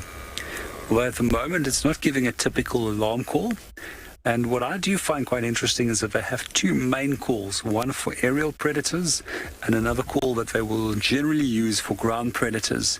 So quite often when you do look up into the air and it's a call for an aerial predator, such as a predatory bird, it's very likely that there's an eagle that's coming over. However, at the moment, it's just purely focused on what's going on beneath it.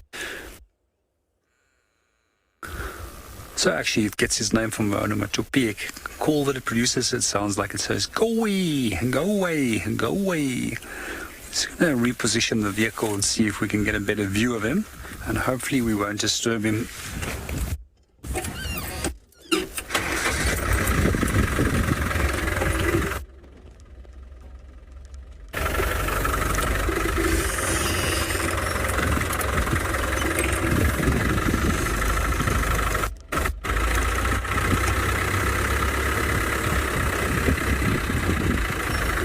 There we go. A little bit of a better view, hopefully. He's now moving.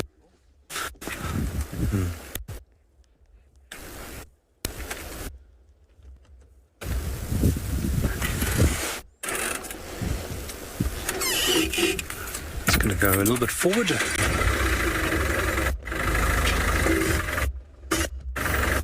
We can get him in the camera for you.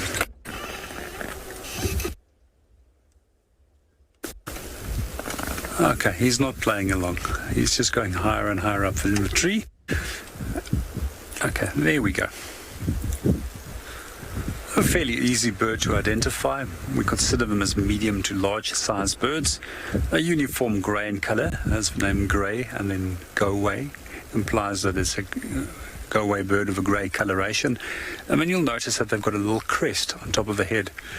They're not as beautiful as some of their counterparts. If we do often go into riverine areas, we find a beautiful turako, which is known as a purple-crested turako, which is a close relative to them. And they've got beautiful colorations of red and green, and those pigments are actually unique to the turako family.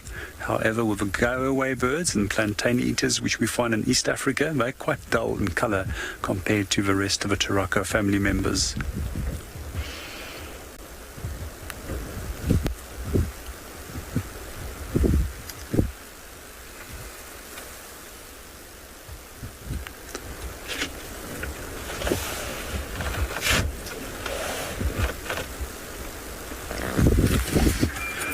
going to move off. Most of our birds have now all moved off, and it seems that the potential threat has also moved away.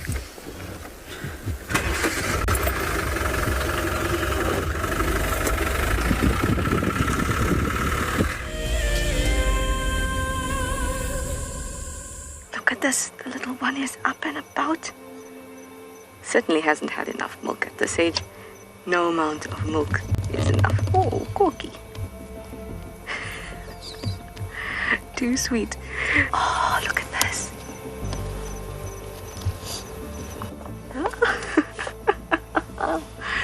That is stunning.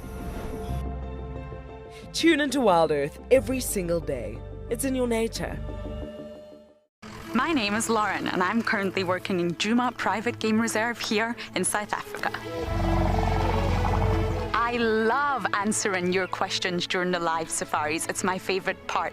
It feels like you're on the vehicle with me, and I'm able to teach you exactly what you want to know.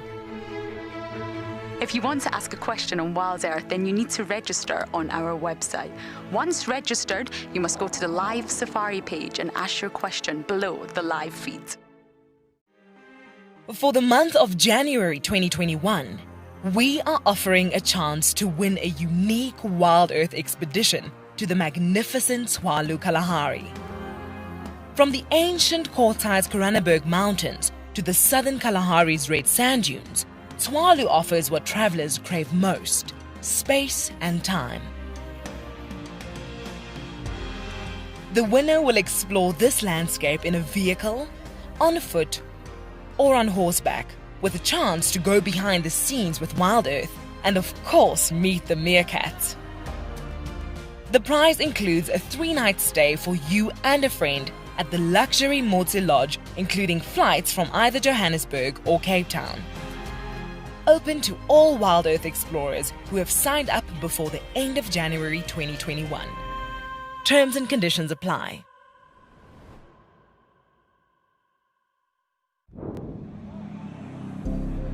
In a world full of upheaval,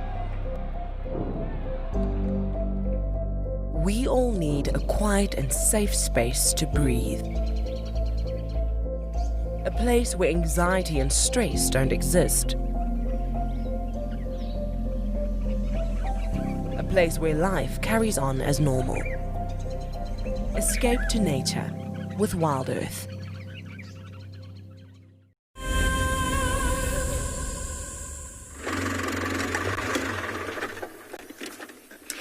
Okay guys, so the dogs have now decided to get up and move a little bit. Let me just go back for you so we can get a better view on them. I don't know if they're just choosing a different shady spot or what the situation is, but the alpha female, let's go forward rather, alpha female got up, and as is custom, all the others got up as well, like that. I don't know if it's hunger that's maybe driving them, or what is the situation, but they definitely can see, yeah, there's a little bit of a trot going. Maybe they are looking to start moving. We'll see now. Or they're just looking for a spot. I saw while I was walking on their tracks now, in the shade of the trees, there's quite a bit of flies and, you know, lots of insects and so on. So it might just be that is what's bugging them at the moment. But let's just do this. See if we can slowly go around the other way and get a better view on them. Let's see now where they went. There's one in the open now. So yeah, as you can see, there we go. Ah, there we do not go. They're a little bit indecisive at the moment. Not entirely sure what they want to do. But have a look at those big ears, guys. Have a look at how beautiful those ears are. You know, for the dogs particularly, because they're not the tallest animals. And quite often in conditions like this, when it's summertime and, okay, now I'll go a little forward. Summertime and a little bushy, even when it comes to the grass, Lekker motor. They can't necessarily see where each other is going, hence the white tip on the tail, so that they use that as a sort of a follow me sign. And also, they vocalize quite a bit when hunting or when harassing a hyena or all of those sorts of things. Here we can see them now a little bit better. I know the shade is a little difficult now, guys, so just bear with us. It might be a little dark. The contrast is just crazy at the moment. To come back to the ears, so they vocalize quite a bit whilst hunting or whilst, teaming up against another predator or so on, so that they can constantly talk to each other and know what's going on. Herbie, not that I'm aware of. So I don't think that they can breed with domestic dogs. I don't think it's ever been tried. And I'm pretty sure they won't be able to be honest. If you absolutely force them, like put a wild dog male and a domestic female dog, I'm pretty sure there will be copulation at some point. Their drive to reproduce will just be too strong to not mate with one another. However, whether that'll be successful or not, I'm going to lie to you if I tell you yes or no. I've never heard of that being the case, that there was a successful mating, nor have I ever heard of anyone trying. I don't think it would be ethical for someone to try in any way.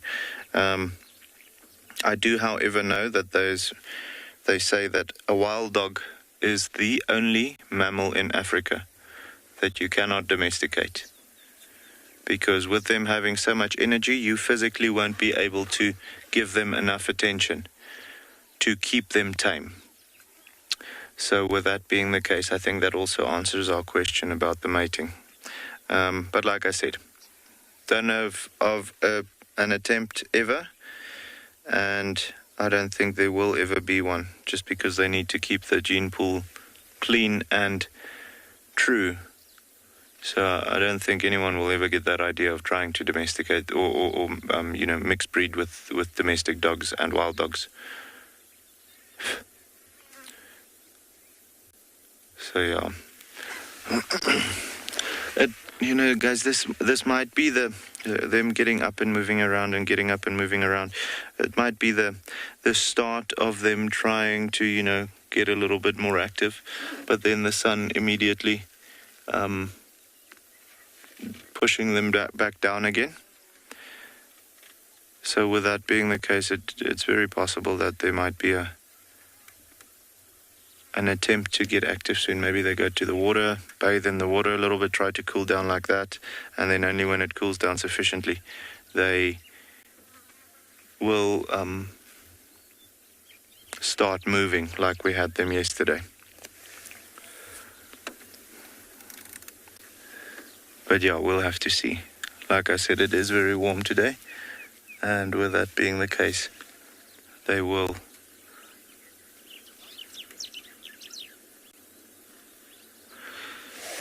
So Lionhead, how big can a pack get? The largest one that I personally know of, and I've seen with my own two eyes, was 37 dogs. That is huge for a dog pack, though.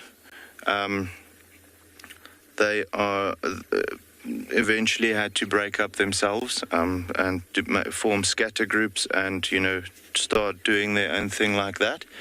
So with that being the case, the largest one I've heard of and seen personally with my own two eyes is 37 adult dogs. They were called the Orphan pack in Kruger, and I saw them hunting one afternoon while I was working in the glaciere still, and it was just relentless. I mean, the animals just got smashed by these dogs, and as a result, I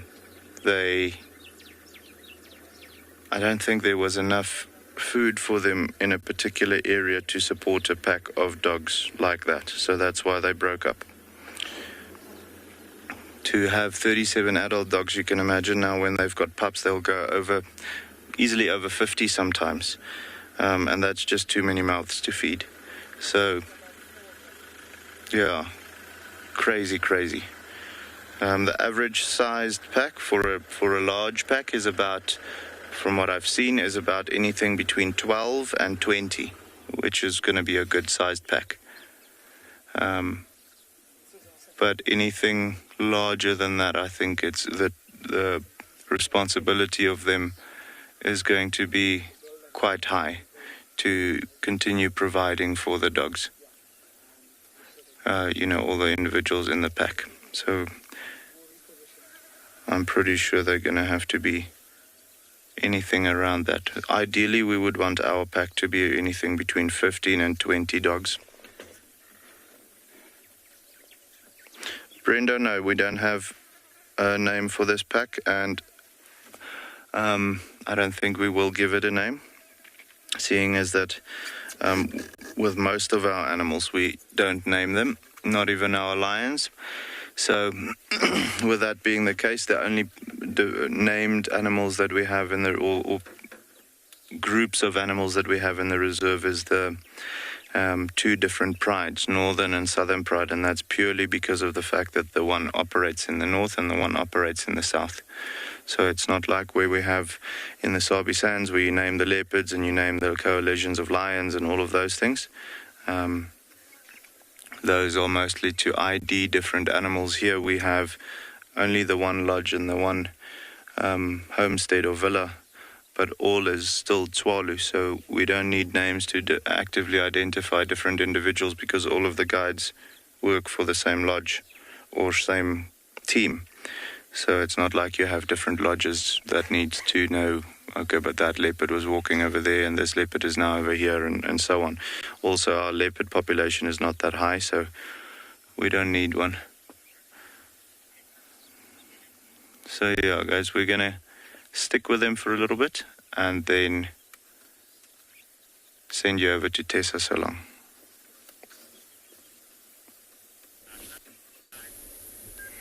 So this may not look like much from a distance, but this is where the elephants were this morning here at andBeyond and Ngala. And have a look. There is a lioness in the grass, and this is the lioness that we know has the den site here. So far, I have seen 2 of the cubs, and it's my first time meeting them. I'm so excited. There is apparently a throw-in swimming. And so we're sitting here quietly watching her, because those cubs have been in and out, and we're really hoping you get to get a glimpse of them coming out to mom. So it's nice and cool, which is why she's out mostly in the open at the moment. And she came back to feed the cubs and check on them. I don't think she was here this morning. Elephants were here. And that played to her advantage and to the cubs' advantage, because the cubs know that with elephants around, they need to sit out in the middle of the spike-thorn thicket where she hid them. I don't think the elephants could smell them. So she is very relaxed. She looks up every now and then. But I'm really hoping the little cubs come out. They would come out from the right-hand side, from the side with her tail, and come out to the mom. Now these are the newest additions to the Birmingham Pride.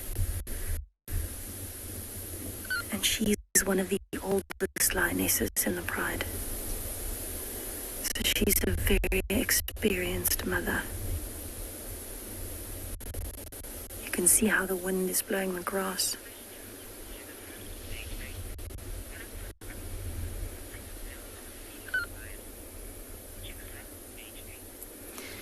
Jennifer, you're 8 years old. The difference between a male and female lion in terms of weight is about 100 kilograms on average. So a male lion can weigh up to about 250 kilograms. A lioness would weigh about 150 kilograms. However, with the Birmingham Pride in particular, and the Birmingham Breakaway Pride, which we see in the west at andBeyond and Ngala, these lionesses are larger than normal lionesses that we have seen in the other prides. And so I think these lionesses are actually closer to the 200 kilogram mark. They are incredibly large. In fact, when the Ross males took over this pride, when I had just started here at andBeyond in Ngala 3 years ago, the Lionesses, this one in particular, and her sister were actually bigger than the Ross males until they had fully filled in at their 250 kilogram average.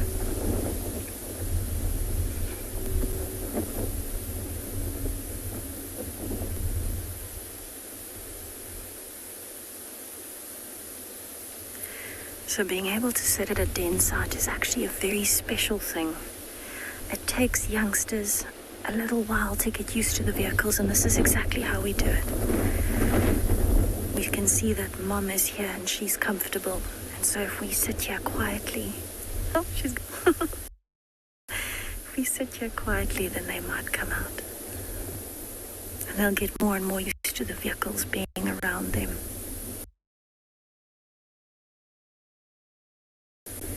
But it's very important to us not to overwhelm any new cubs, any new babies within any species.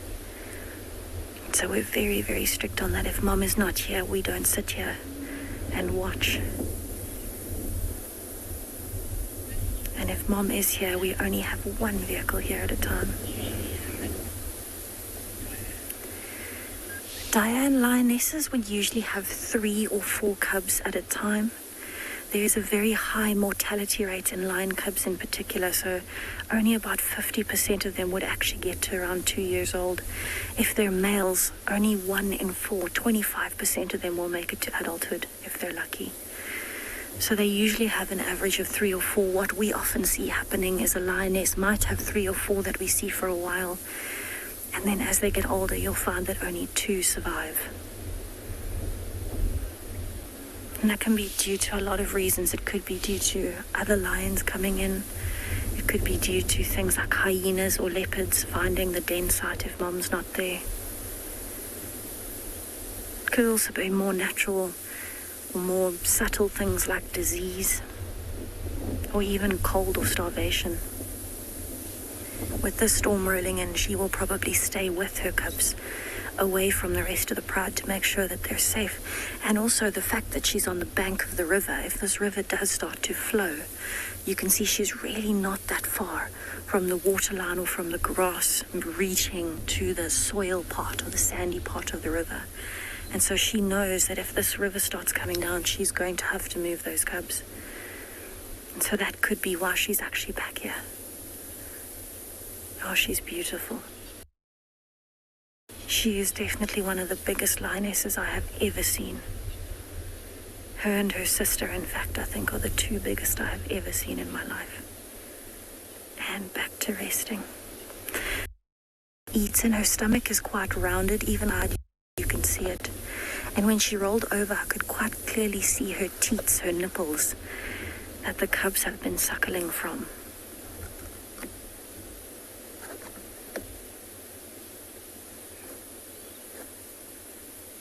But it was very overwhelming for me when we got here to see her, and she actually had 2 of the little cubs out with her. And it's the first time that I've met them, so I had a bit of a freak out reaction with Sebastian. So we'll meet new members of the pride. And it's also a big relief as well, knowing that there were over 100 elephants here this morning. Renee, it was a possibility that some of these cubs might be born white. However, the 3 that we have seen and that Rowan has seen have all been the tawny color. They've all been the color of the mother. Doesn't mean they don't have the white gene. They very well could, because she is actually the mother of one of the white cubs, the older ones. But it just means that maybe if they did get the gene, they got only one of the genes and not both. And they need both to come out looking white. It's a recessive gene or a less dominant gene than the tawny color, which is the dominant gene. And so if you only get one of the white gene, you won't actually show as white, but you could still have white cubs. Unfortunately, this time around, we don't have any white cubs in this litter that we have seen.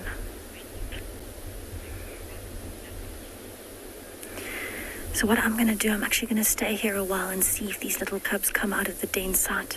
And if they do, I will definitely do my best to show them to you, but I'll send you over to Tswalu with their sleeping wild dogs.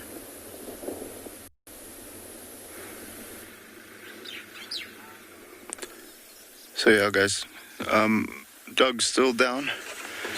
Not really have any plans. Well, they don't really have any plans at the moment to move around too much.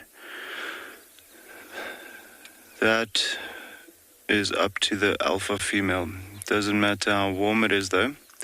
If they do decide they want to move, or if she decides she wants to move, the rest of the pack will follow. But every time there's a vehicle that moves or so, you see the one just paying a little bit of attention, maybe getting up, going to a different spot of shade and so on. However, you can see them dropping down again, yeah. So, very, very lazy at the moment, as is understandable.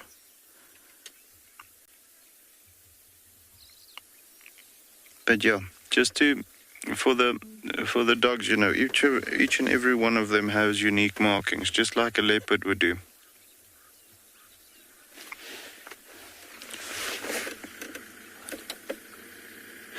Michelle, so we've got the collars on the wild dogs because they are very much endangered throughout Africa. One of our most endangered species of predator. And with that being the case, we constantly need to keep an eye on how they're doing and where they're going and so on. You know, it's not every day that we follow these dogs, so on the game drives now. So when we are not following them and seeing that they're doing well, or there's one with a little injury or any of those things, the conservation team needs to keep track of their movements. So 3 of the dogs have got collars on which you can track with a telemetry kit. So those little antenna thingies that go beep, which gives you an indication of which direction they are in, and then you can locate them like that. And then the one has a satellite collar on, along with a telemetry kit.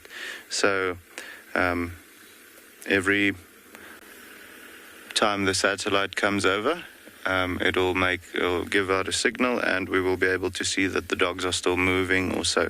So once we see, okay, that location hasn't moved for, let's say, 24 hours, the guys, or let's say 12 hours, because they typically don't stay in one place for more than a day, the conservation team will then go out and have a look to see if everything is all right, and if they are not maybe just on a kill, or if there's one that's got an injury, or maybe they're denning or so on, you know. So then we can just keep track of every single movement that they do make. And if there should be something strange happening, like the location not moving from one day to another, then you can actually go and investigate and just make sure that everything is okay. So that's the reason why the dogs are collared. Also, with them being a newly formed pack, and not necessarily being able to, hunting that well, they then need to also just make sure that they do take down something every now and again.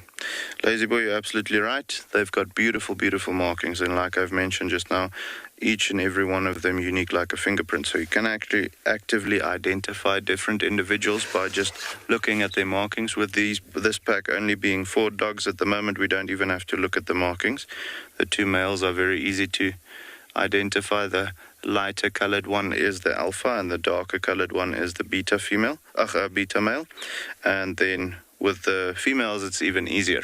The alpha female's got a floppy ear on her right. Her right ear is a floppy ear, so she can't fully erect it to make it that nice round shape. So with that being the case, we use those means to identify them rather easily. But typically, the easiest is to look at, if you don't necessarily have those characteristics like a floppy ear or one visibly darker than the other, also you can look at the white spots on the animal's body.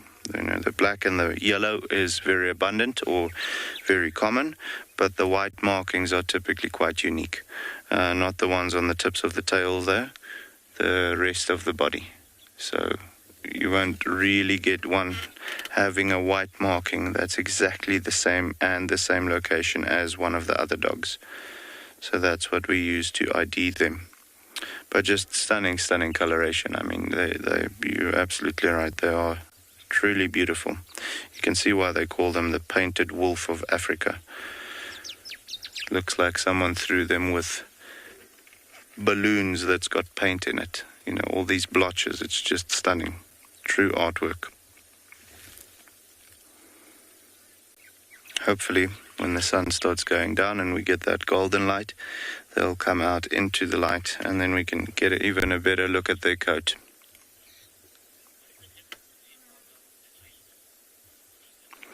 Stephen, so the main difference is wild dogs are canines, descendant from wolves, and then the hyenas are not dogs at all.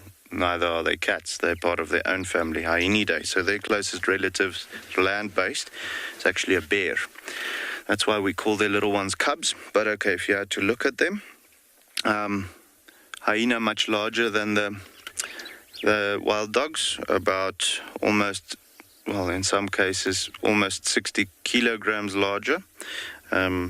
Typically, the dogs weigh anything around 25, maybe 30 kilos for a large male. So much smaller than the female spotted hyenas, which can go up to 90 kilograms.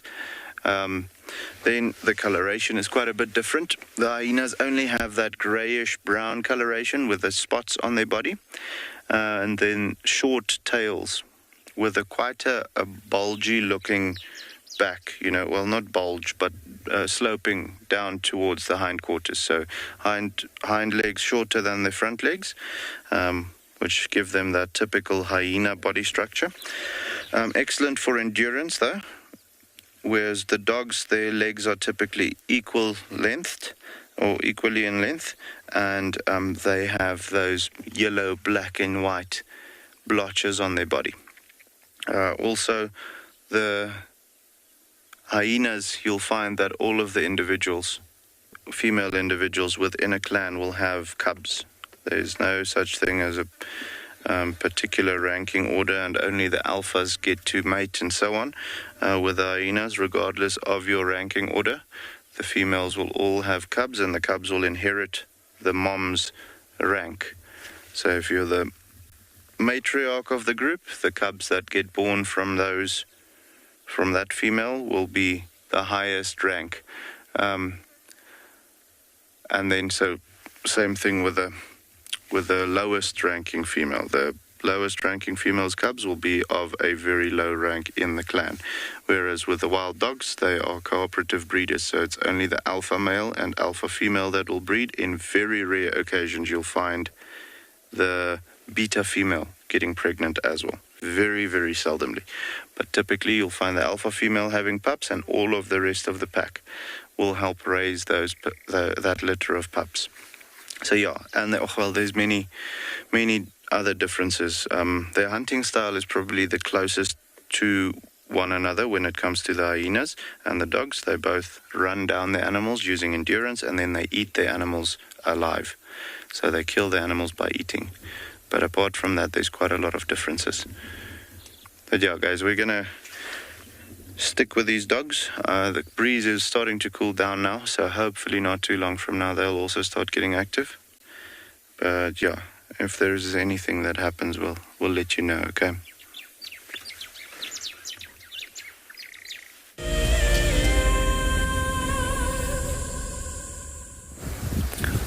Good afternoon.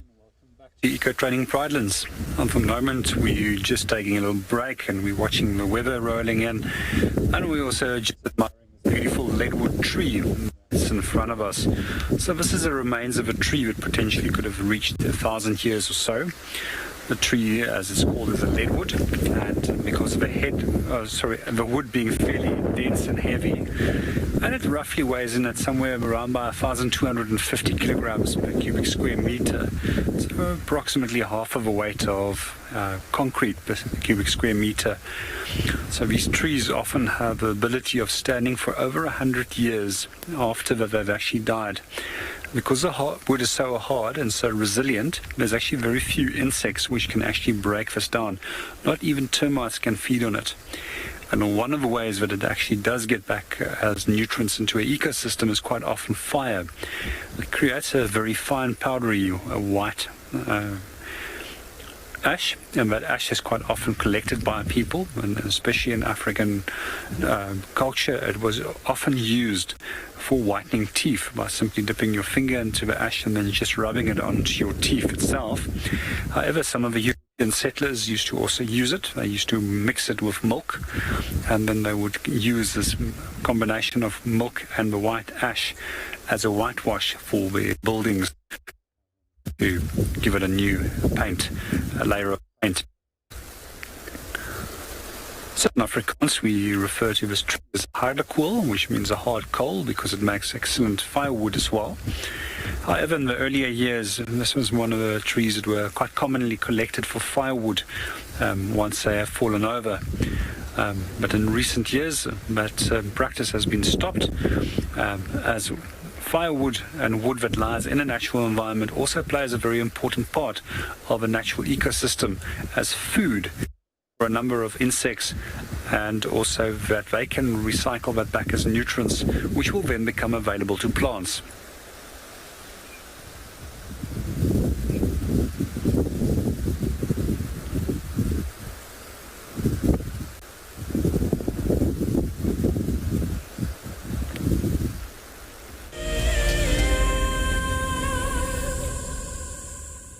Sitting with this lioness at her den site here at andBeyond in Ngala. She's been moving around quite a bit, repositioning and getting comfortable with her breeze and her leg up. And I think it's been lying in the same spot for quite a while. The ground has warmed up underneath her, and so she's trying to cool herself by exposing her stomach, which is the thinnest hair on her body, to that breeze. You can really see how prominent that white. I think if you were going by here in a rush and she was lying flat on her side, so. But with that paw up, it certainly makes it a lot easier.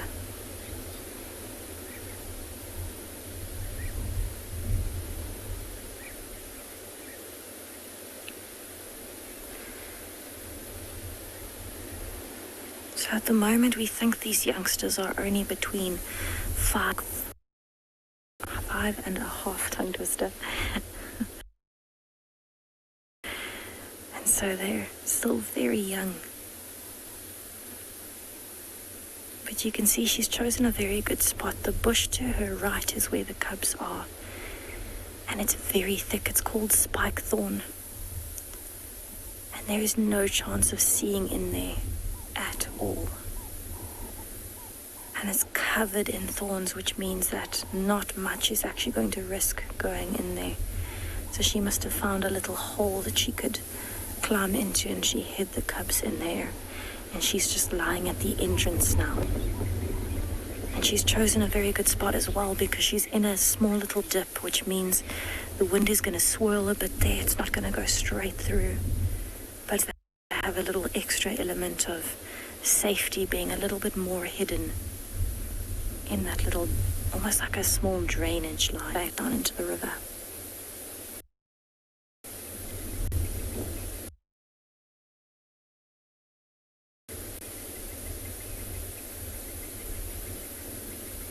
So it's definitely a game of patience sitting at a den site. And it's always something that we're very excited and willing to do, to get a glimpse of little cubs.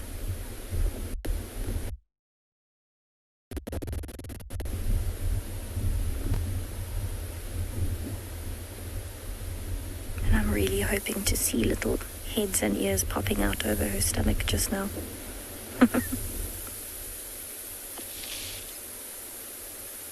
I can actually still hear an elephant or two in the distance. There's some low rumbling happening, occasionally a breaking branch. And you can see Mom's not actually bothered by that at all. She hasn't moved her ears. So she knows the difference between an elephant quite far away and an immediate threat, which might be close by.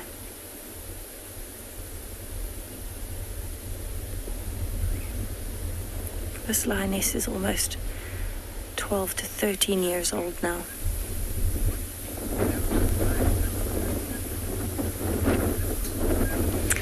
My lion sighting, oh, it's a tough one.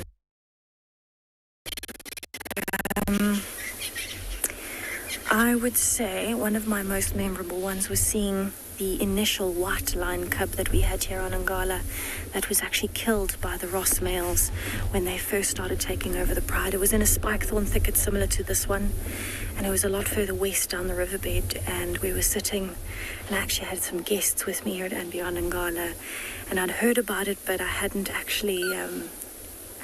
really let it sink in. And all of a sudden, this little white cub came tumbling down. It was almost like on a little embankment. And this little white cub came tumbling down into the riverbed. And the other little ones followed. And it was just mind-blowing for me to see this thing actually in person. Okay, it's going to be a bit pale. And he was snow white, like cotton wool. These really beautiful blue eyes. I think that one will stick with me forever. But I think any time that you get to see lion cubs or any action from the lions, we've had a lot of sightings of even, the older lions. The other day I saw the Birmingham sub-adults climbing a tree. And that's one of my favorite sightings of the Birmingham Pride in particular. Because you just don't get to see it often, and they were falling out of the tree, and the white lions were trying and were not succeeding. So to see that happening and unfold in front of us. But there've been so many, it's actually really, really hard to choose. I've actually got a book sightings in, and it's something that I think I will always cherish, is having those sightings and knowing exactly what I've been through. And sometimes it can be a smell, a sound, and you think of it straight away.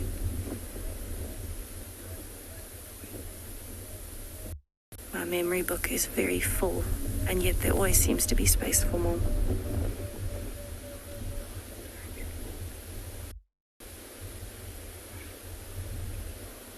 I've also had a very special sighting of the Birmingham young male when he was around 2 years old, and the Ross males were still at that point really adamant they were going to kick him out of the pride, and actually the white lions were in the sighting as well. And he was getting up to walk in between my vehicle and the Ross male to move over to where the cubs were. And the Ross male didn't like his walking to him, and he actually attacked him. And it was quite close to me. It actually swiped past me here where I don't have a door. And my guests at the time actually caught it on video. And it was just an incredible feeling to have them right next to me like that and witnessing the power. And then all of a sudden it was like the calm after the storm. Everyone was dead quiet. The cubs had all scattered. They all started coming back. And it's something that really burns into the memory.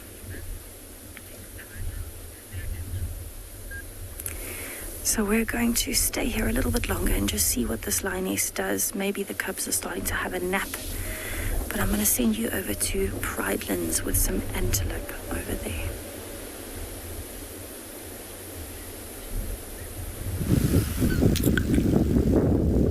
Good afternoon and welcome back again to Eco Training Pridelands. At the moment we're in a plains area that's known as Impala Plains. Wherever we look at, there's impalas and there's some zebra. We also have giraffe that just came through here. We're just enjoying the wide variety of different species diversity here at the moment. Let's go and see what all these animals are up to. So quite often what you do find is that animals will move into open plains areas like this, especially now that the wind is picking up. So often what does happen is that the smell becomes, the hearing gets compromised and the smell becomes compromised with wind, so they rather rely on sight. There's a giraffe that's frolicking around over there. I'm not quite sure what he's up to. There's also a wildebeest, a blue wildebeest right in front of him. It seems as if he's actually having a little bit of a fun moment at one stage chasing around the zebras. So let's watch him and see what he gets up to.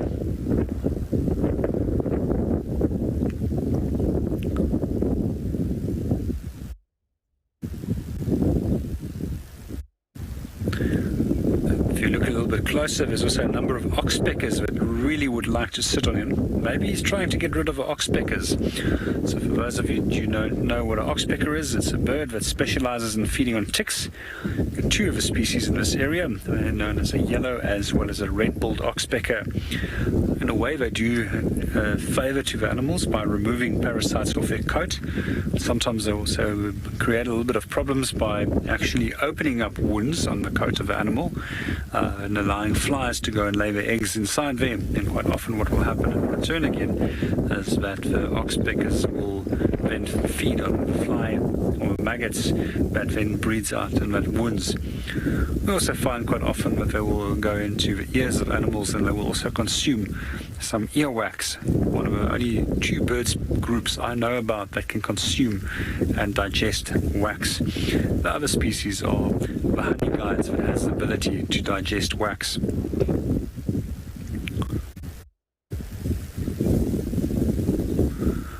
Eyes are again relaxed, back and eating.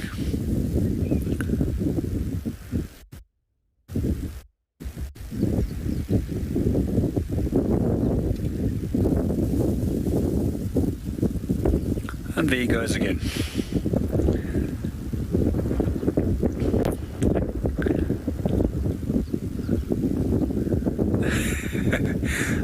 I've never ever seen a giraffe actually doing this, but it seems as if the zebras are actually annoying him. Maybe, but I'm also not 100% sure. Maybe it's the oxpeckers that are annoying him.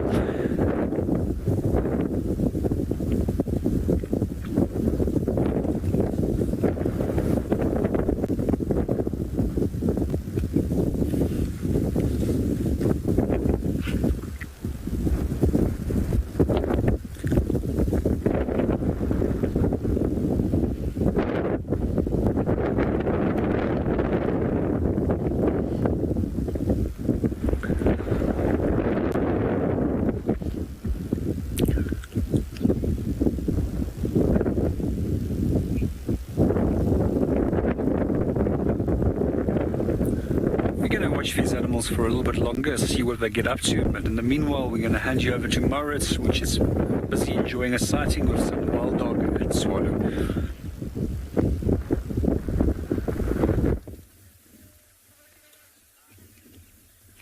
So guys, we're just trying to figure out what's going on. We had the dogs just doing a little bit of a bark now, and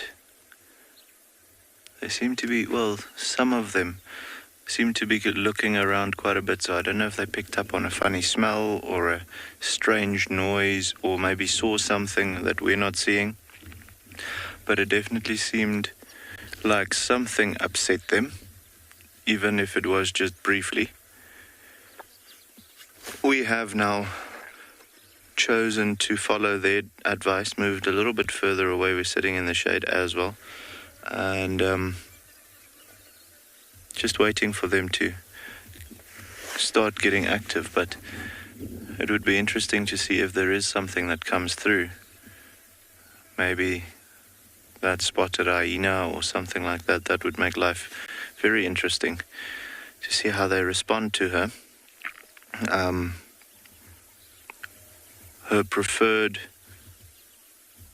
waterhole is evidently this one, so when she does come to have a drink, you know, when she leaves the den site, the spotty now, she does come to this one. So it's very possible that she might be heading this way, or she may have also laid down somewhere close to here and she's starting to make her way to the waterhole, or you know, it could just be something that moved past quickly and they weren't prepared for seeing the movement or hearing the sound or so on. I'm not seeing any other general game in the area at the moment, so not quite sure. It could be a lizard that also just ran past. They do seem to be relaxed now. The one individual keeps popping his head up, but he's jumpy by nature, the beta male. So we've learned to ignore him sometimes just when he jumps up unnecessarily. However, the two females definitely paid quite a bit of attention as well. So with that being the case, our curiosity was triggered to try and see what is going on, but I'm not seeing anything at the moment, so it might have just been something small, a bug or something that gave them a fright. You know, sometimes they get a fright for their own shadow as well. Animals are funny like that. There's quite a bit of dung beetles flying around. As you can imagine, with it being close to a waterhole, there's a lot of traffic that comes through here during the day. So, things like dung beetles have a royal time around here with all the giraffe and gemsbok and eland and all of those things that come through.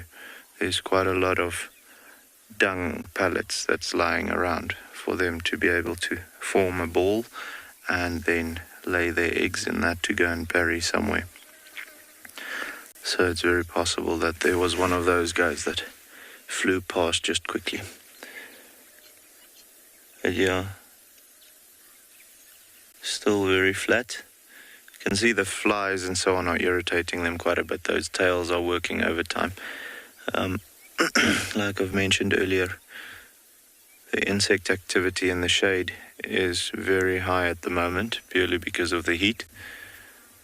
And unfortunately for the dogs, they have to choose between dealing with the flies or laying in the sunlight. And, I think they chose right. I'd rather have a fly around me at the moment than sit in the sun.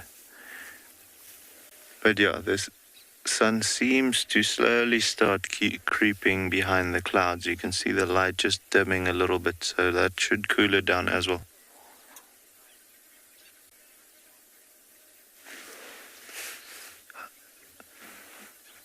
Alton, just repeat that. How does a wild dog identify a pack? Am I right?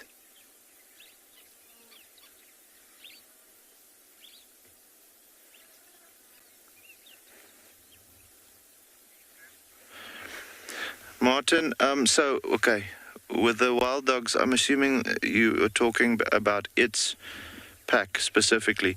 They don't need to actively identify it. They are together always. If there is one that should get separated, they immediately start contact calling. And they find one another within, let's say, an hour. So they very seldomly get split off from their pack, get lost and don't find one another again. If that is the case, it is going to be a case of smell, definitely.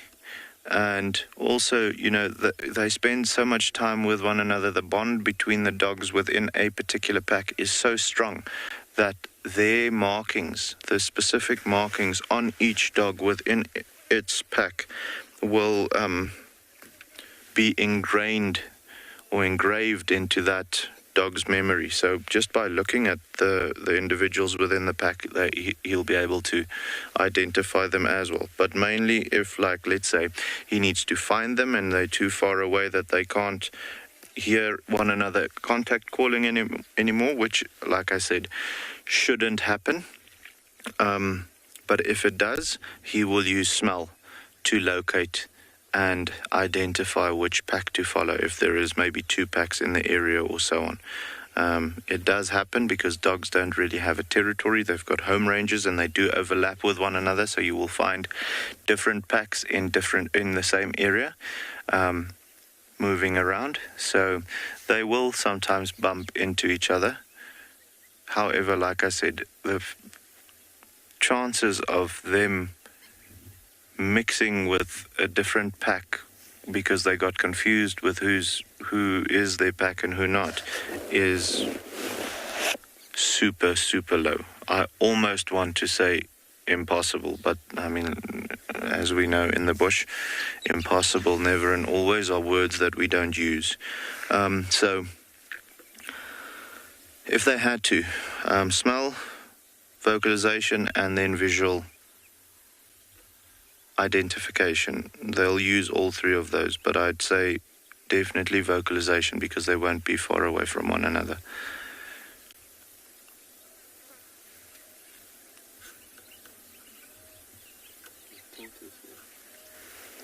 Where are you seeing it? Craig says he's seeing a tortoise. Jacqueline, yes, they do. They do have fleas just like normal dogs. They get ticks like normal dogs as well. I want to say they'll most likely have more ticks on their body than they'll have fleas. However, they'll have both. You know, we are particularly blessed in this particular area, well, in Tswalu, because we have such cold winters. The ectoparasite load is quite low. So with that being the case, where you would be very paranoid about getting ticks on you in the low veld when walking through the grass and so on, especially during summertime. Like, I mean, there you do a 5-meter walk and you could have 40 ticks on you or more. Out here, I've been here through 2 summer times now, and I don't recall ever having a tick on me. So we actually very lucky with that being the case. I've seen ticks on the animals though, so they are here, but in very low amounts. So yeah, they will have ticks and fleas on their body just like a domestic dog. However, out here I feel like the animals are generally quite, I almost want to say, blessed with the amount of parasites on their body, on their skin. There's not a lot of it because of the cold winters. You know, they don't particularly enjoy having -8, -10 degrees Celsius. Oh yeah. Sorry guys, I didn't even notice the tortoise. That's what they were. I'm pretty sure that's what they were barking at. It was behind the bushes for me, but I just heard Craig giggle now, and I had a look on the screen, and now I'm actually seeing the tortoise upsetting the dogs a little bit. It is a leopard tortoise, though. You'll see he's quite a bit more pale. And so with that being the case, you know, out here, there's just not enough cover for them to be in the shade all the time right throughout the year. So the sun does take quite an effect on the animals, or on the tortoise's carapace or shell, and that causes it to be a little bit more dull in color. And also, as you can imagine, with it being the Kalahari, it makes sense for them to be a bit more dull because they blend in better. But yeah, definitely not something the dogs are comfortable with. It's quite funny. Something like a tortoise chasing around the most successful hunter in Africa. Who would have thought that would be the case? Hopefully these dogs will now be motivated to maybe go to the waterhole, go and play. Yeah, I can see them coming onto the clearing now. So that would be great if they go and play in the water a little bit, or do anything a little bit more active than what we've seen them now. I just want to give them some room to, you know, properly get out onto the clearing, and then we'll go a little closer and see what they are up to. There we go. Let's go and have a look.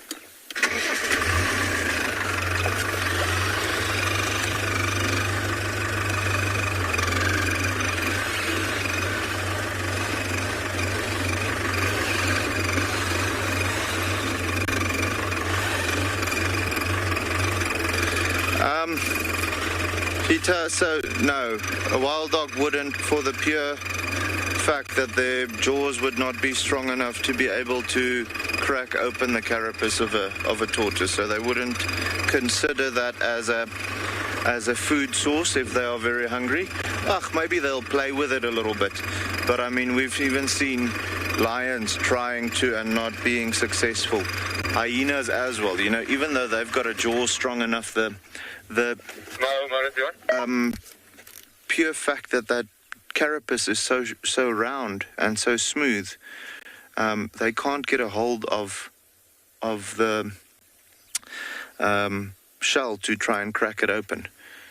So no, the dogs won't consider it as a food source. As you've just seen, it actually chases them around quite a bit. And these dogs are hungry. They, from what we know, haven't had a proper meal in, we think now, 3 days. If they did catch something, it would have been like a hare or something like that. But apart from that, not a substantial meal like a warthog or a steenbok or something, larger. So if it was going to be the case, this was going to be the situation where we would have seen that.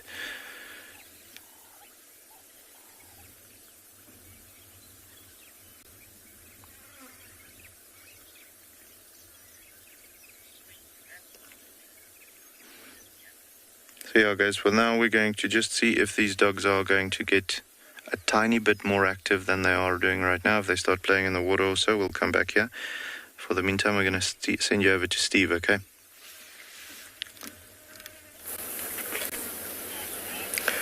Welcome back, everybody, and I'm terribly sorry for my long absence.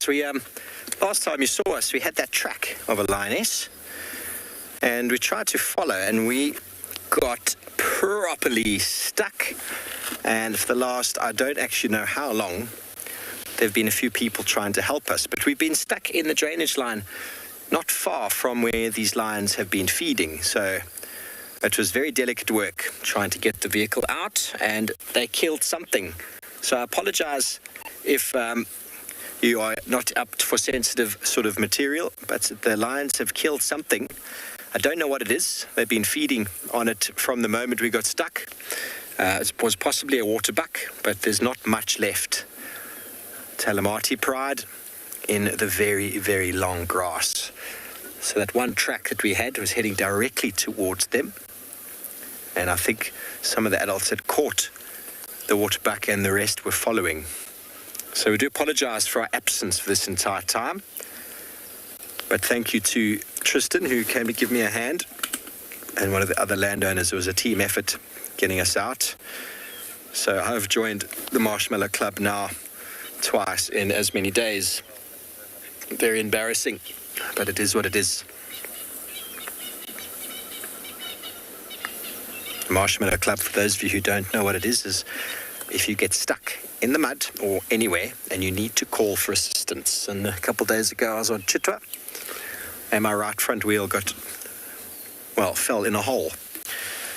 I didn't actually call for help because there was another vehicle with us at the time that helped us. So I don't know if that's calling for help, but help was required to get us out. And help was definitely required today.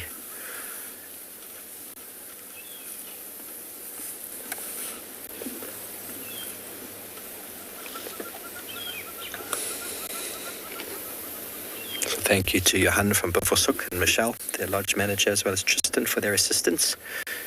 The team mobilized to come to our help.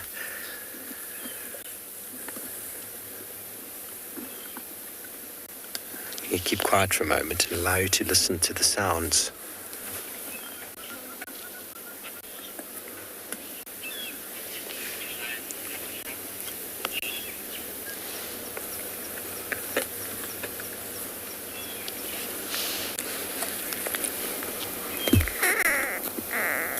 Lions are all around here. In the long grass, I can't count all of them. I've got visual of 1, 2, 3. Okay, that looks like a young. Can you see the foot there? And Paul, let me just move forward. I'm going to be very careful going forward. It looks all right. Do not want to get stuck again. Can you see the foot? Looks like a young buffalo to me. Can you see the leg? Could be a waterbuck. No, you can't really see it very well. Let me just reposition just slightly.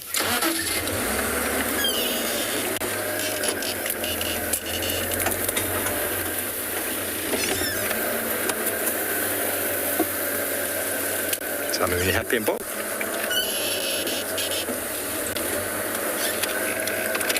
As far as I'm going forward, I'm afraid. I don't want... The grass is so long, that's the problem. Very easy to fall into holes. Oh, look, you see the tendon of the leg working. Sorry if you're not into that sort of thing, everybody. That's a waterbuck. Looks like it, the way it's splaying. I've never noticed a waterbuck's foot being so brown.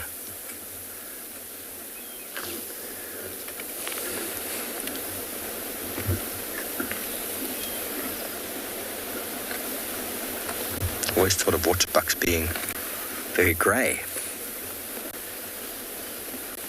Very hard to say. Just seeing the foot. Wildebeest, perhaps. Let's see the bottom of the foot.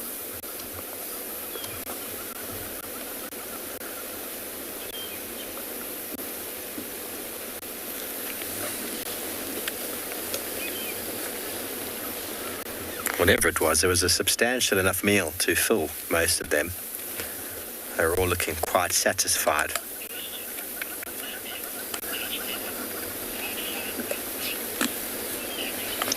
Hello, Fernandez, age 7. You want to know why lions have manes? Well, you'll notice that none of these have full manes. There's a couple of the youngsters, young males, that have got a mane. And there's a couple of reasons for a mane. You only find it in males. One of the reasons is that the mane develops in the boys and it shows their maturity. It gets thicker and denser with age, sometimes gets even darker. And what that does is it makes the male look a lot bigger. It also makes him look a little bit more scary, makes him look stronger, makes him look more formidable. So when a male that's maybe 4, 5 or 6 sees a male that's 2 or 3, the younger male who's almost got no mane sees that guy and immediately knows he's got more experience than me. I'm going to move away. So it often will eliminate the need for a male to have a fight just because he looks big and strong. Now, the second reason is that the mane actually protects around the neck and head region, especially around the throat, where lions have, or where we all have, veins and capillaries and the jugular, and it's a very, very easy place to get bitten or clawed, and if you get injuries there, you can bleed out. So it works as a cushioning and defense. When they fight, they hit each other around the head and face, and so it acts as sort of a cushion. So those are two of the major reasons. And we find sometimes young males coming into sort of their prime and something goes on and they lose their mane to lack of testosterone or poor condition. And so ideally they're not in the best prime of their life, and so they're not as favorable to females, and they're often chased off by other males. So the mane is worn by the main man, that makes sense. And the bigger and thicker and darker it is, the maner he looks, if that makes any sense. But there have been records of maneless male lions, but it's not very common.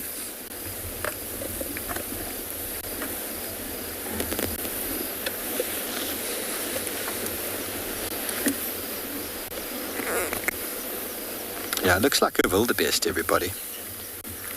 Looks like a wildebeest foot over there. The waterbuck's got a very heart-shaped foot, so it looks like a sub-adult wildebeest. That's definitely not going to see the morning.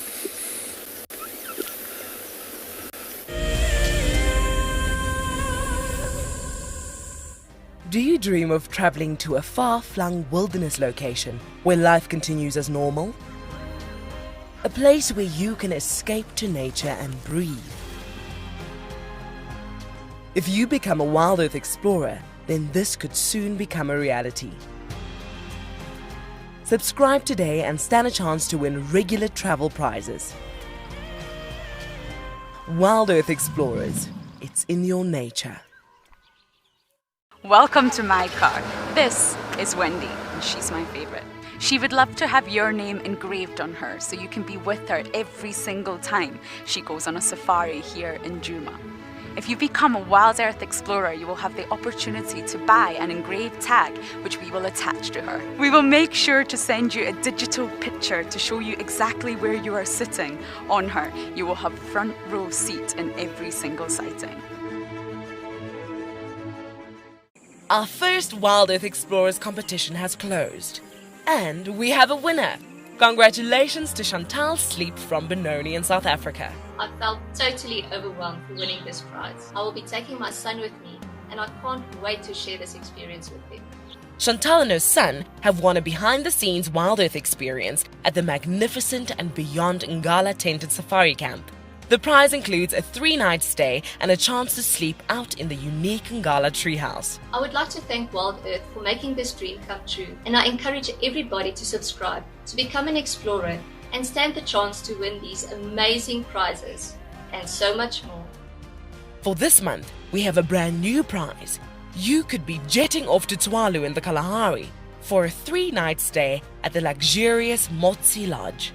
Open to all WildEarth explorers who have signed up before the end of January 2021.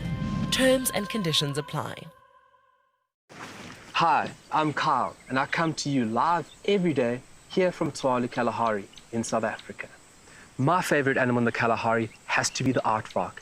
Its unique appearance, its ethology, and as well as ecology within this vast ecosystem is amazing, and something that I have been really lucky to experience on foot here at Tswalu.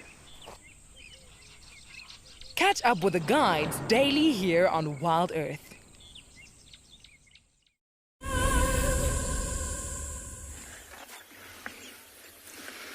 So guys, yeah, as expected, they came to have a quick sip of water and then drop down in the shade again. It is cooling down now quite a bit, I have to say. Okay, we're also sitting in the shade now, so when that is the case, it is a little cooler. We did attract some spectators, though. We'll show you in a moment. Have a look at how nice that is now that they are in the open. You can see them much better. Still the fly is bugging them though, but the fact that the dogs came out into the open caused the giraffe to come and have a look at what's going on. I do think that they were on their way in anyway, but just on this side you can see they're now having a look at and checking out what the dogs are doing and a little bit of what we are doing and so on. Quite interested about what is the case. That one there at the back is stretching his neck longer. He doesn't want to he doesn't want to come closer, so he's stretching his neck out. Just beautiful.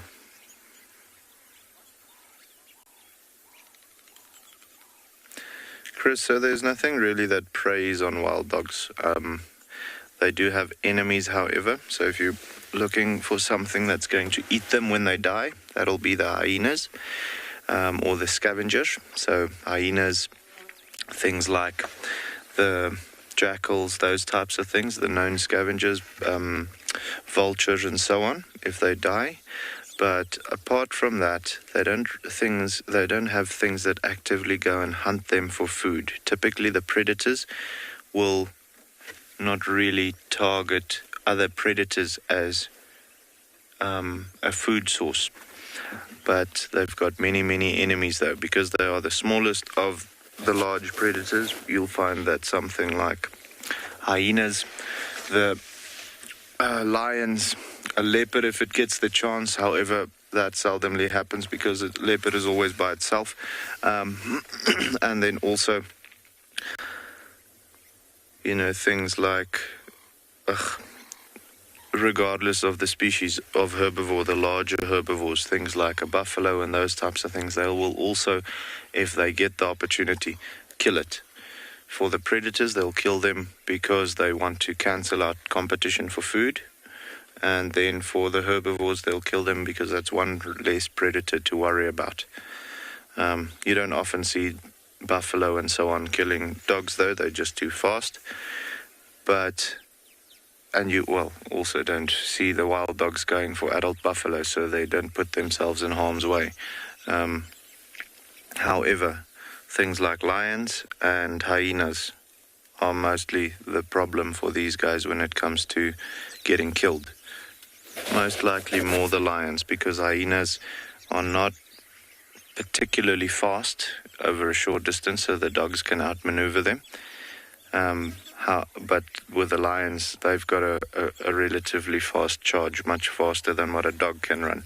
So if they can surprise them and, charge at them and, get to them without them being able to jump away or so, they'll definitely kill them. But as far as, predation on the dogs go, there's no real predators. Maybe, now that I'm thinking about it, raptors, birds of prey, they'll go for the pups. A very good mate of mine has actually, while he was sitting at a a wild dog den site, witnessed a martial eagle grabbing one of the pups. So that, yes, that might happen. But apart from the large raptors and possibly the larger owls, you won't really find something that predates on them. Okay, then maybe a African rock python as well. You know, as you think about these things, the animals pop into your head. But predators, not really. As far as things like lions and so on is concerned, they won't kill them because they want to eat them. They'll kill them because they want their competition to be away.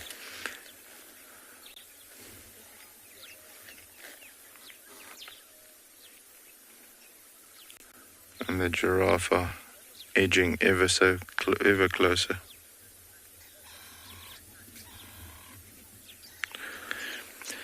Devin, so wild dogs typically prefer hunting during the day, more crepuscular speaking. So when I say crepuscular, it means early in the morning and late in the afternoon, just after sunrise and just before sunset. Well, just after sunset, before it becomes completely dark.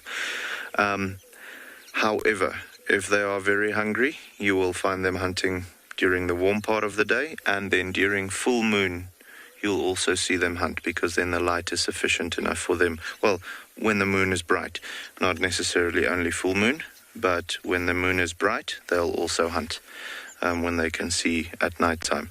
But their night vision is not great, so they need the moon to be quite bright for them to be able to see.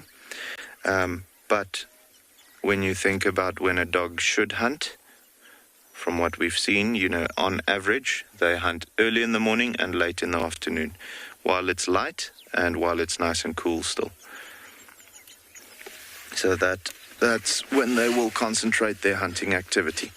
But like I said, there's not any time in the bush that you can say they will never hunt during the middle of the day, or they will never hunt at night, or those types of things. The animals have a way of surprising you when you least expect it. But those are the two times, you know, early morning, late afternoon, that they should be.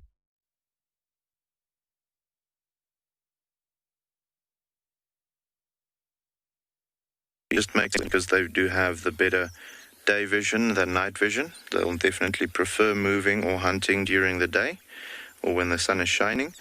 And early in the morning and late in the afternoon, it's still cool enough for them to travel and not to spend too much energy. Imagine, you know, out here in the Kalahari quickly. Midsummer we have 40, 42, sometimes 45 degrees Celsius. Imagine having to run for kilometers at a time to try and hunt during the middle of the day. I mean, you would literally pass out if it was a human, if you had to run like that for too long. You'd dehydrate, spend a lot of energy, and you'd overheat. So with the dogs, that would be exactly the same situation.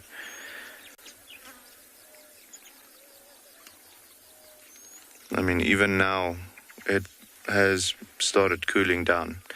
And they are still, even though they are hungry, they are still taking the time to rest and not be too active, saving the energy for when it's cooling down and when they can start moving and when it makes sense for them to move. If there's, while they're lying here, something that comes in, even though they feel it's still too warm, they'll go and try something, but they won't go and actively hunt or look for something to hunt while it's still warm.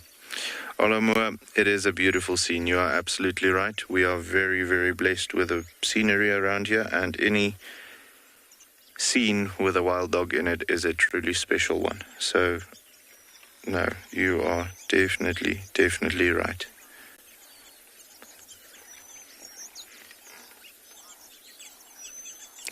For that matter, any scene in the Kalahari is actually special, but the wild dogs just make it a little bit more special.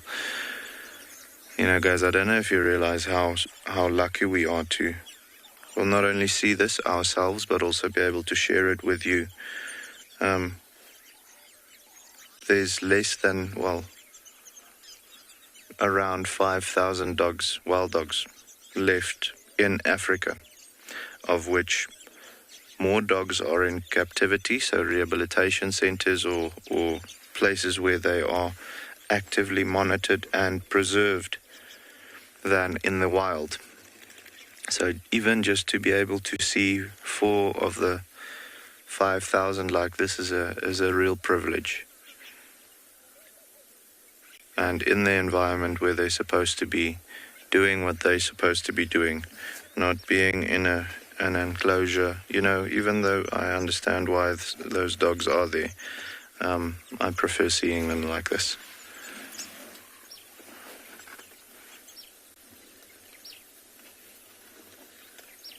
Lots of bird activity also around the waterhole and around that salt block and so on. See all the birds flying up now.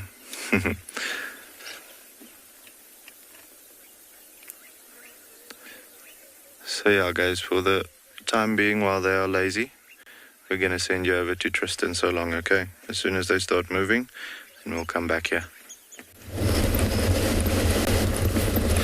Well, unfortunately, the dogs that were on chipper this morning are long gone. They were relocated somewhere near Coral and then went into Tortoise from there. So, but right far east, close to the KNP boundary. So that's not going to be an option.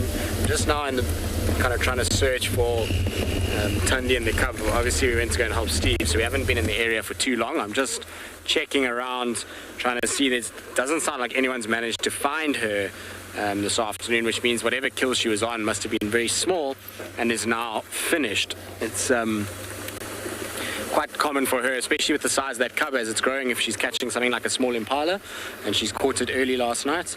By now, that it would have been absolutely destroyed. It's been cool weather today, it's perfect conditions to have a really good feed and then just go and rest somewhere. So I'm just scratching around. I'm going to go and check where I found them the other day in the Mulawanini. I'm hoping that they'll be somewhere in that area. I was just doing a loop round in case Tundi was just on a scent marking patrol. Sometimes she likes to move around and scent mark and do her thing. Nicoline, all these animals are aware of our presence. They know 100% where we are, what we're doing. I mean, we, in terms of the bush, are very, very noisy in these vehicles. Most animals out here are quiet. They don't move around too much, so they know that we're here. It's why some leopards run away when they first come across vehicles. If they come out of an area like the Kruger National Park, where they've spent very little time, well, then, they don't know any better. They only know that vehicles are on roads and they don't go off-road, and they're very nervous of that. So, it just really depends on the leopard, but they are hugely aware of our presence. They just choose to tolerate us, which is nice. I always like when they tolerate us. It makes our lives a whole lot easier.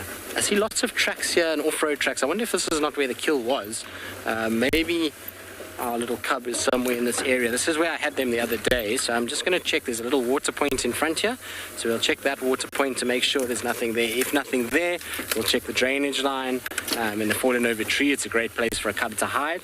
If nothing there, then we'll go to those tracks that go to those trees and just see if I can find any sign of them there. Now, talking about animals that are aware of us, I'm pretty sure the Talamati Pride was very aware of Steve and I when we were trying to get him out. So let's send you across to Steve and see if they've settled down a bit. They definitely know we're here. They're not bothered at all, though. So we have officially seen horns. So it is a waterbuck. I've never seen a waterbuck with such a brown sock before, everybody. So that's quite interesting. I suppose we're never really looking at their feet and the legs, but everything's calmed down. The big waterbuck bull is definitely fills the gap for a little bit. But we can't, unfortunately, show you much of a better view at the moment. A few of them have moved off into the long grass, and you can see how tall that is. It's how we lost them earlier, walking through. My own fault, though, for mocking them for a moment, that they couldn't track their own family.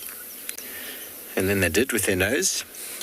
Then we were lucky coming across that track, but then unfortunately not that lucky. So we got to hear lots of activity for some time. And Paul definitely said a few prayers, didn't you, Paul? The first time you find yourself sort of in a helpless situation, a vehicle stuck, and you can hear lions feeding, you feel a bit daunted, I suppose. It's a bit of a daunting experience.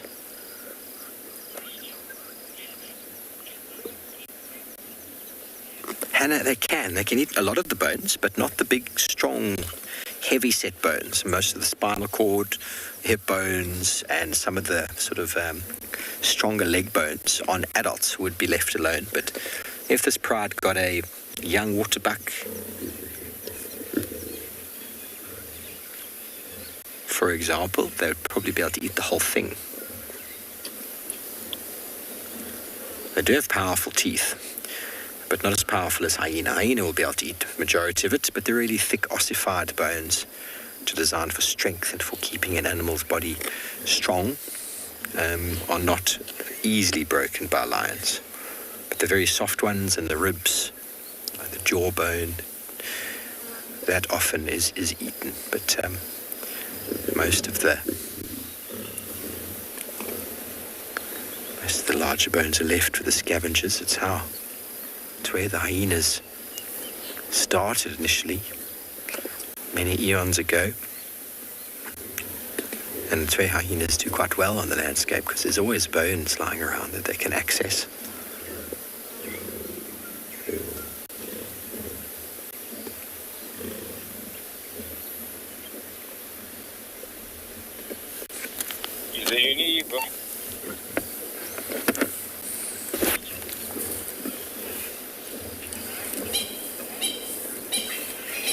No, they can eat the hooves. And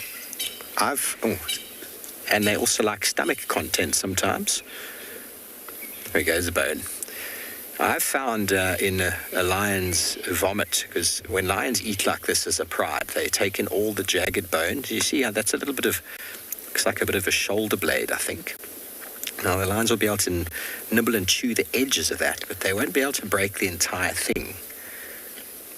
So I've seen Impala hooves in lion regurgitation, because they eat so quickly that they just inhale everything. They don't have time to chew it, so bones and fur and hooves will go in if they're small enough to do so. Look at that belly. Oh, have you not had enough? They'll definitely go in, but then they're not easily digested. So lions will feed on grass to help them to bring that up. It brings up all the fur and undigestible bone as well as hoof. Hyena are capable of breaking down the bone in their scat. It comes out in a very broken down powdery form.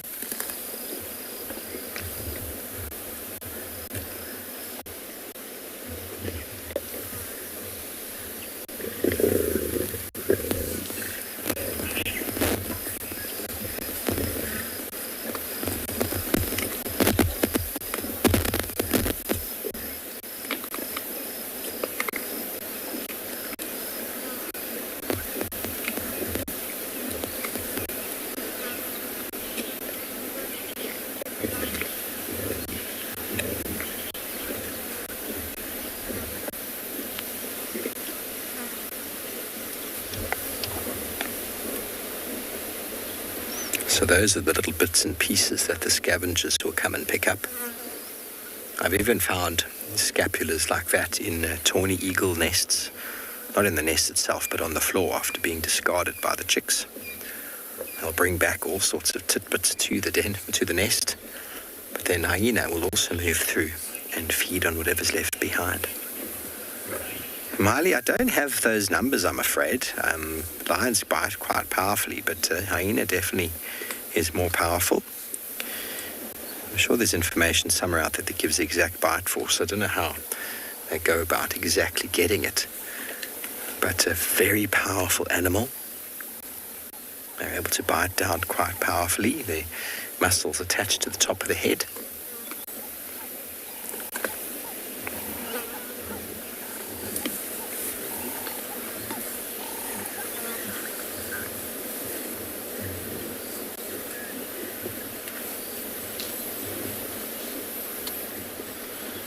think hippo and crocodile are quite up there on the bite force radar with hyena. But for their size, hyena have got the most powerful bite force. If you had to make a hyena the size of a hippo, it would definitely be able to do some serious damage. But it's not just the bite force that the lion or the leopard has that's powerful. The canine penetration is where the danger lies. Teeth are designed for puncturing, shattering bone, perfectly designed tools. The killing teeth.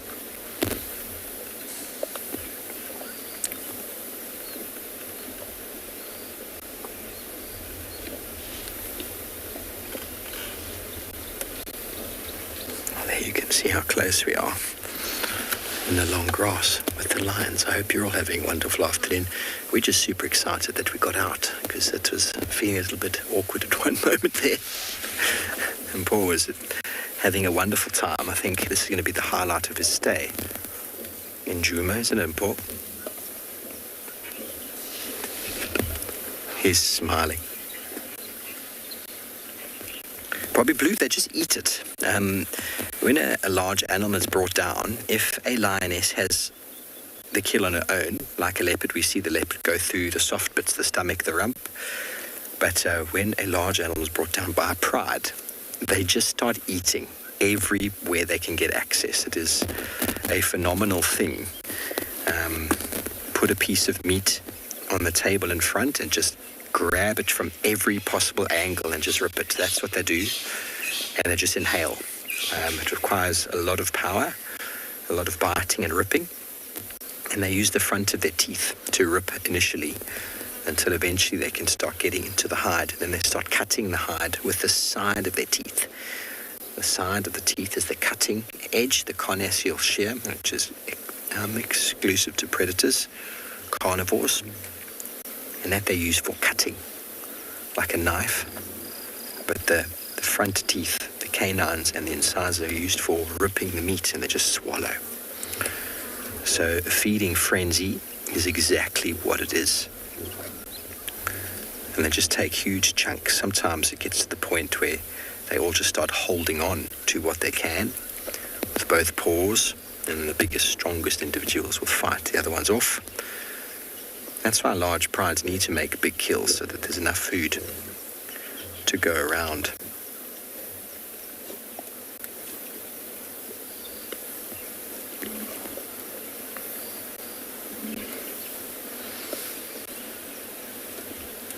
And then once the animal gets a lot smaller, they start taking bits and pieces off on their own legs, necks, rumps, fillets, whatever they can get, off into corners where they feed it on their own.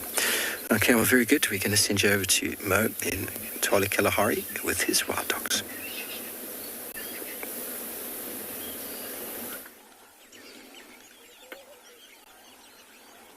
So guys, we had some interesting, I wouldn't call it interaction because the dogs were basically ignoring the giraffe, but the giraffe came up right next to the waterhole and they were staring at these wild dogs. And like I said, the dogs just didn't pay any attention to them. As you can see, their batteries are still a little low. However, hopefully soon they'll start moving. I'm really in the mood for them to start moving now. Start hunting maybe a little bit. But, you know, it's understandable. It's been a really hot day. They are going to take it easy.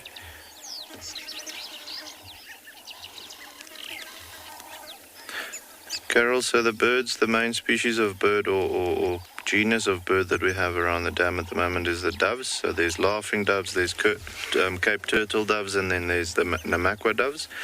And then we've got quite a bit of wattled starling also around, not around the waterhole though, but if we go over to the salt block in a moment, we'll show you all the wattled starlings. They're busy nibbling on the saltiness there. So you can see there's also some doves, but mostly the wattled starlings that's moving around in that particular area, just getting a little bit of mineral salts in. But yeah, around the waterhole it was mainly the laughing doves, the Cape turtle doves, and then the Namakwa doves that were busy flying around there. You can see the bird activity picking up quite a bit now. With it cooling down, they're also feeling a little bit better. They'll also start vocalizing a lot more now, just because with the air cooling down, their sound will travel further, so they'll be able to advertise their territory for quite a longer distance. That's why the things like the lions and so on also call during the cooler parts of the day, or mostly during the evening, just so that they can tell everyone who's the boss for a greater distance. But yeah, normally our bird life is more active, especially during summertime, more active during the mornings when it's been cool the whole night, and then the sun has yet to heat up the surface of the earth, than in the afternoons. During winter time, like we've mentioned, now with the ticks and so on, we don't really have warm days, actually freezing nights, so you'll find them being active throughout most of the day then. But yeah, just lazy dogs at the moment. Those two dogs are lying so still there on the right hand side, you can almost not see that it's two.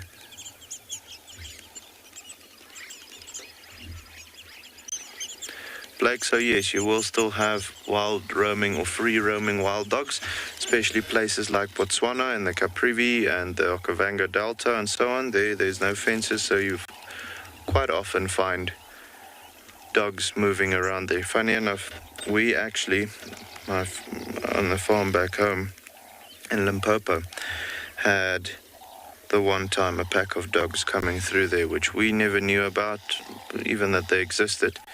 And, you know, as is protocol, you immediately contact the authorities because it's an endangered species. And I think this is a while back now. I think they contacted De Wild or one of those institutions, and they told us, yeah, no, they've actually been monitoring that pack for the past 25 years.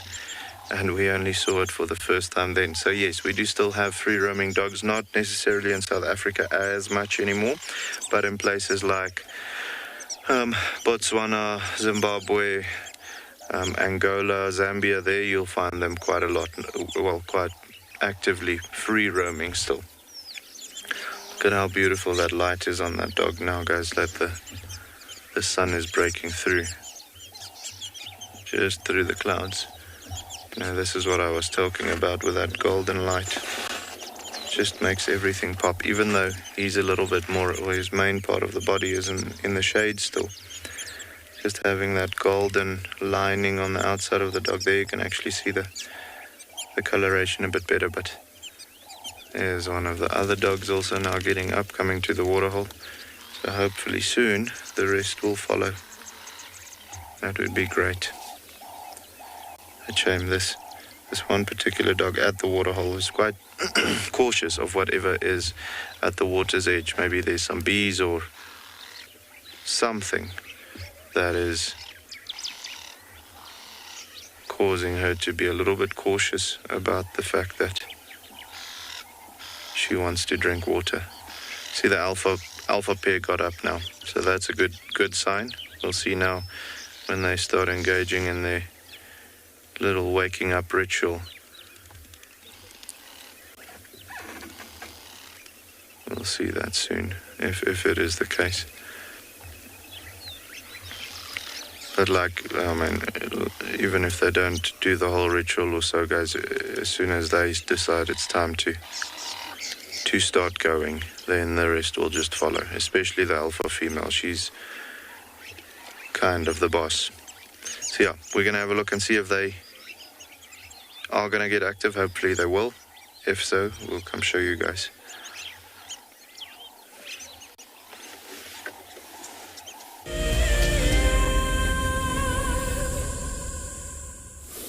As you can see, it's getting quite dark now.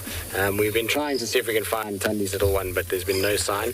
And so what I'm going to do is I'm just going to sit here very quietly and let you enjoy the sounds of these ellies as they feed instead.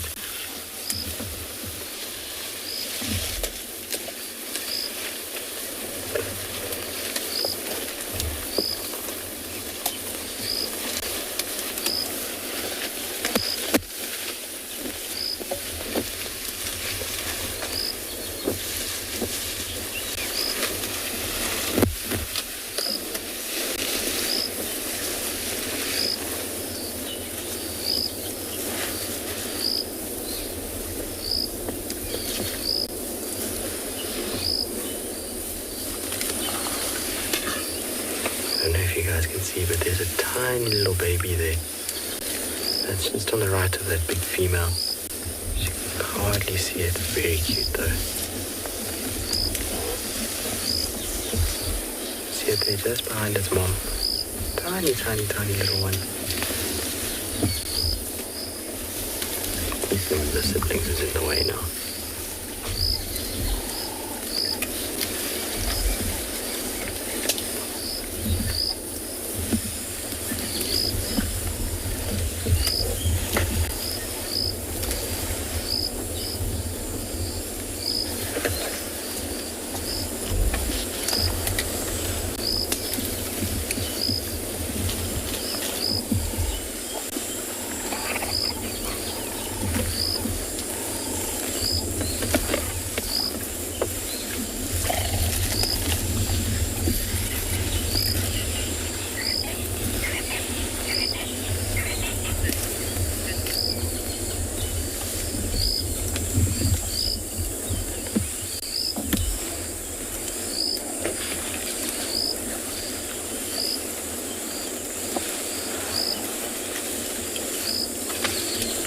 Isn't that beautiful, just listening to those sounds of the ellies? Such a relaxing thing and the perfect way to kind of close out one's day.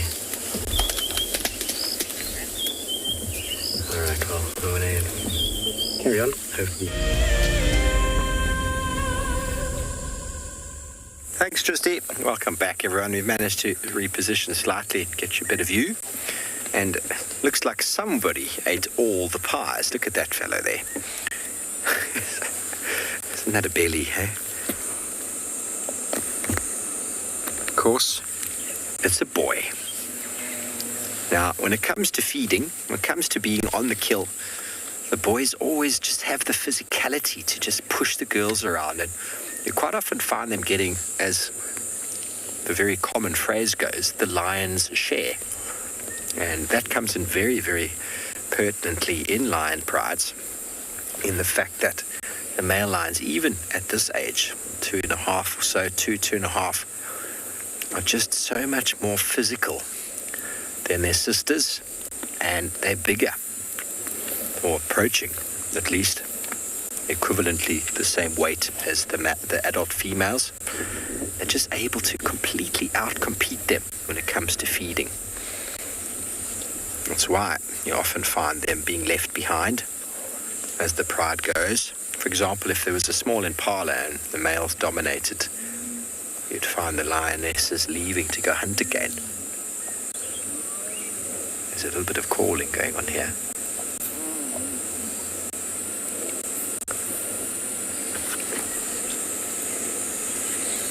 Now that's what happens when you don't chew your food properly. You don't realize you're full until you can't move.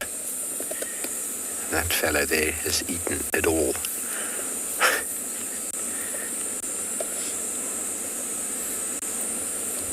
They are going to spend quite a bit of the evening right here, sleeping it off.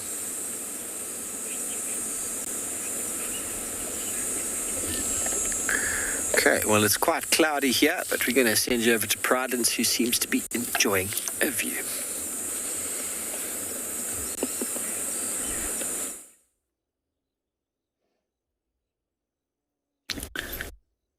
Good evening and welcome back to Eco Training Pridelands. We're currently in an open plains area that's called where was seen over here. a elephant that came free.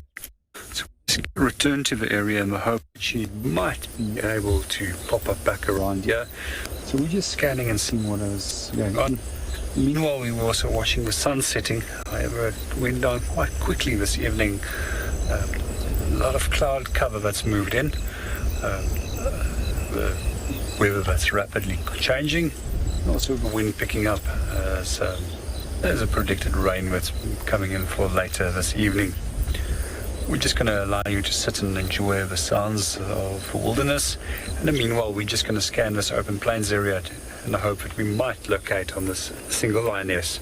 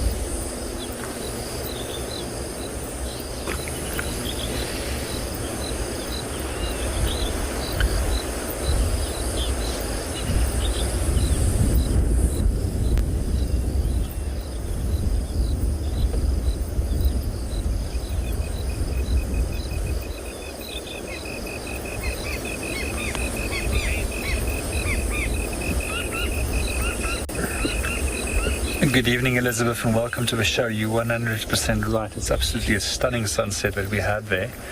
And it's such amazing colors, actually. Although the sun is down already, we've got all these blues and purples and mauve colorations that are still filling the sky. That sometimes for me is amazing to watch when there's a sunset with so much clouds in it, how the clouds can also contribute to the effect of that sunset.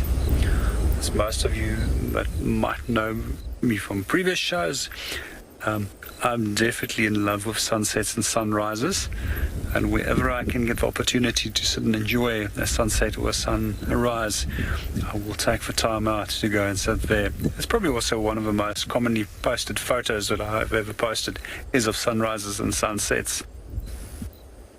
Just love them.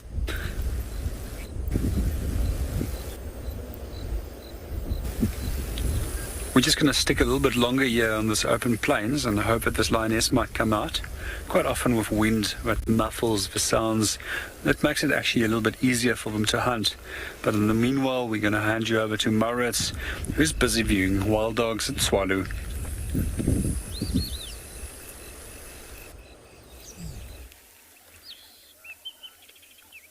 So guys, before we go closer, these dogs luckily now have started moving.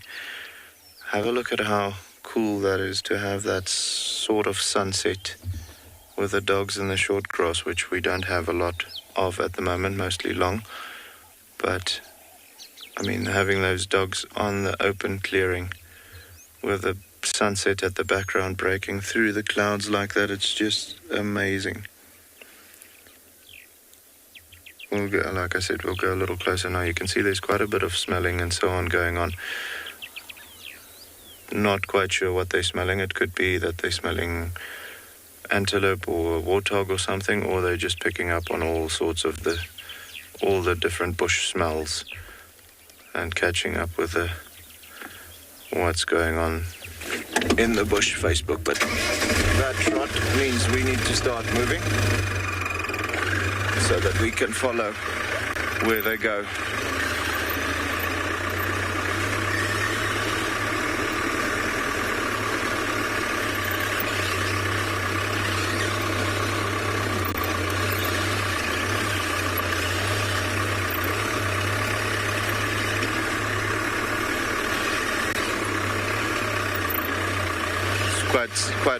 Something quite interesting happening at the moment. We'll show you now. The male and female alpha pair is engaging in a bit of a ritual where both of them are marking and so on. Very clear indication of them, being very interested in one another, but also that hopefully she will be going into estrus soon. You can see they're very much doing the same thing at the moment.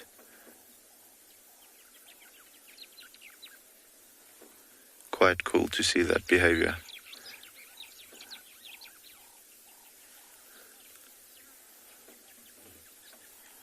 And the other two dogs are keeping their eyes open for, well, I think prey animals at the moment. We'll see soon.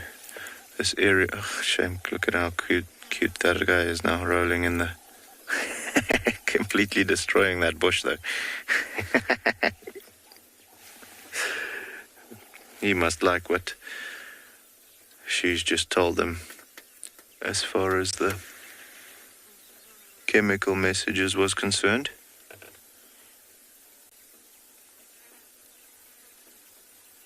There we go.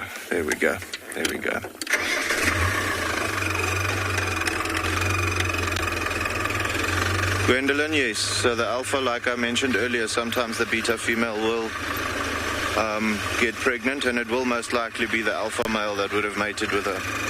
So if he walks around a little bit, you'll find that is the case, where the alpha male mates with a beta female and she gets pregnant, and it will most likely be when the alpha female allows it as well. So when they need the pack to grow in numbers quite substantially.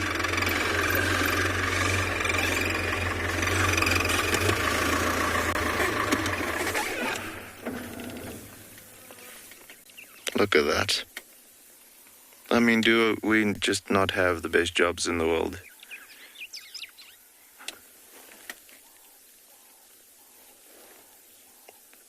That was epic.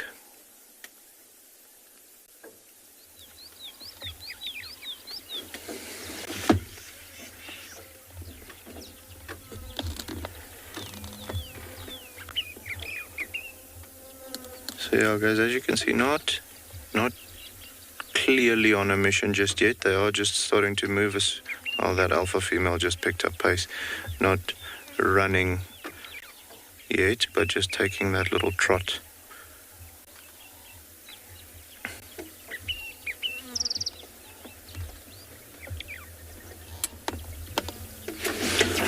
Happy, yeah. It is a special scene to have. I mean, it's just incredible to have this with the dogs and with the sunset and with the green. So it's just beautiful.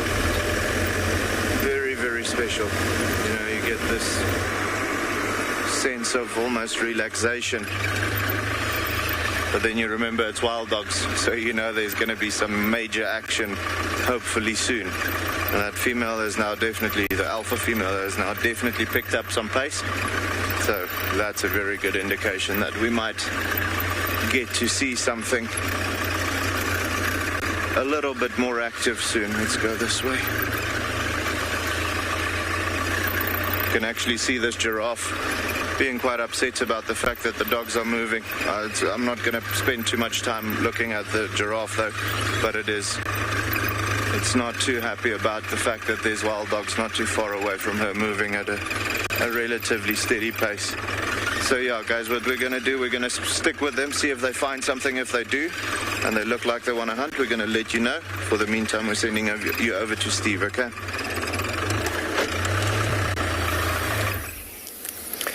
How amazing, Mo. You still got some sunshine that side and some mobile hounds. We've got some very immobile lions.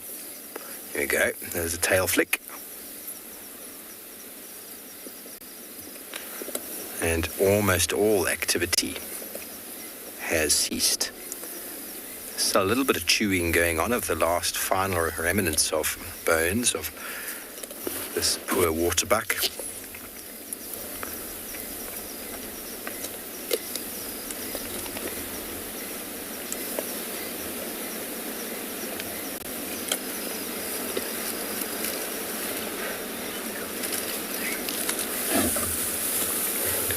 There goes the horns. Did you just got the bottom of that. Minimum, yes, they will get lots of calcium from the bones if they can crush them up. But the very sharp, jagged bits, these guys, lions, leopards, aren't able to digest. So they will, if they don't have time to chew them up like lions, like right now, anyone who's busy feeding on bones is actually doing a good job of it and being able to crunch and crunch and crunch. But when they're in the depths of the initial feeding stage, all that's going in is shards, bits of broken, everything they can get in. And so a lot of that, there'll probably be some digestion on it, but a lot of that then has to get regurgitated up because they're not able to digest it. It doesn't break down in the tummy and it can't go through the digestive tract. And so that then gets regurgitated with fern bone in little vomit piles, which we often find and love to dig in and find what animals have been in there. Hyenas, on the other hand, yes, are able to digest the bone completely, and then that comes out in their scat. Their scat turns very, very white. But a lot of animals will actually feed on the calcium of bones in the veld. Giraffe and kudu, specifically when they're breeding. Tortoises, porcupine, warthog will all feed on bone that they can find in the wilderness. And some animals will even go as far as to feed on very white and badly smelling hyena scat. Yep, you heard it.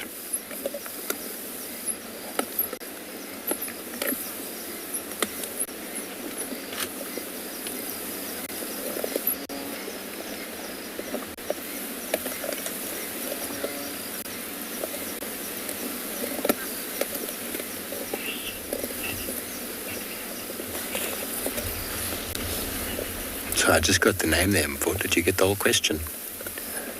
I heard Alan's name. I didn't get the question, though.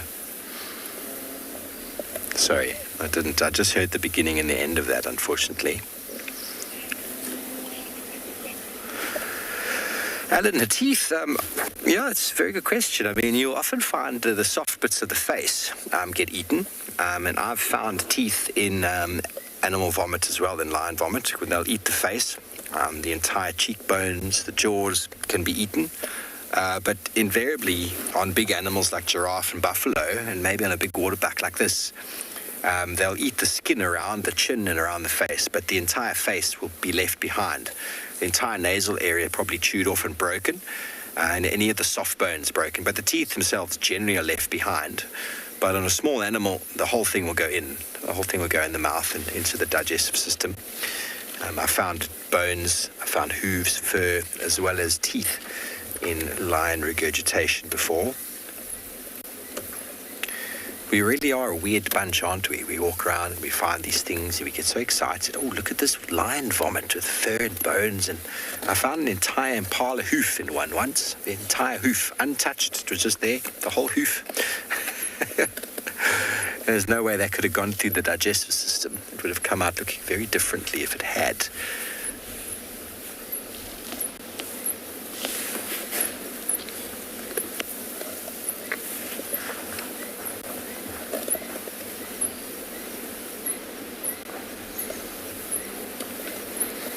Well, thank you, Telemarties, for a very enterprising afternoon. We're at least really happy we found them.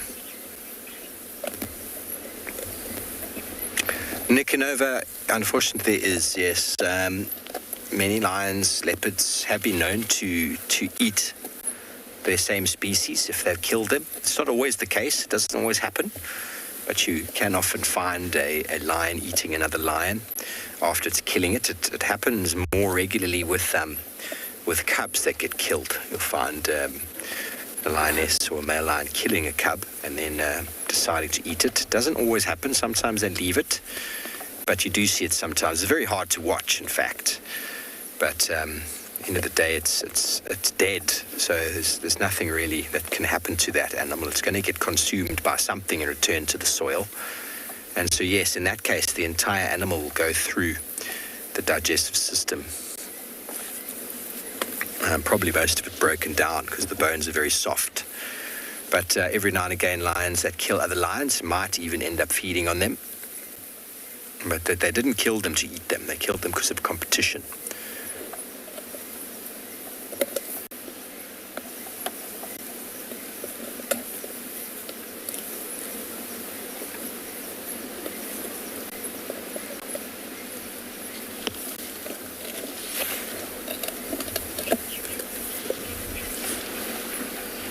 Okay, well, we're going to send you over to Tess at andBeyond Ngala for an update.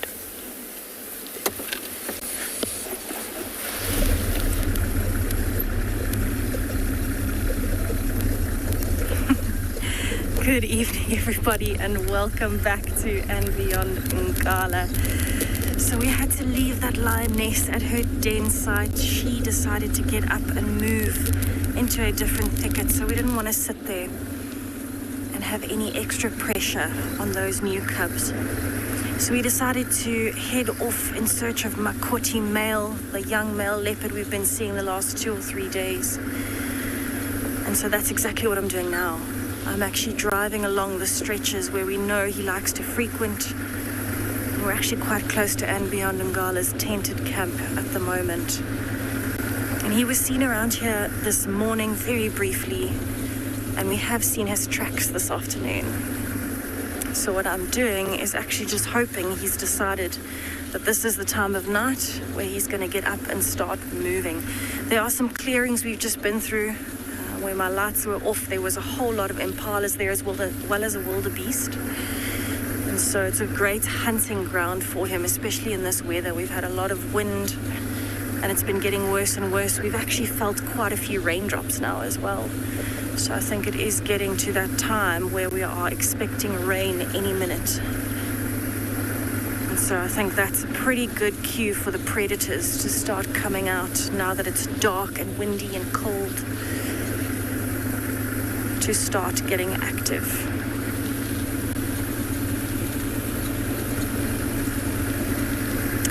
Just Max, the history of andBeyond Ngala is actually quite a long history.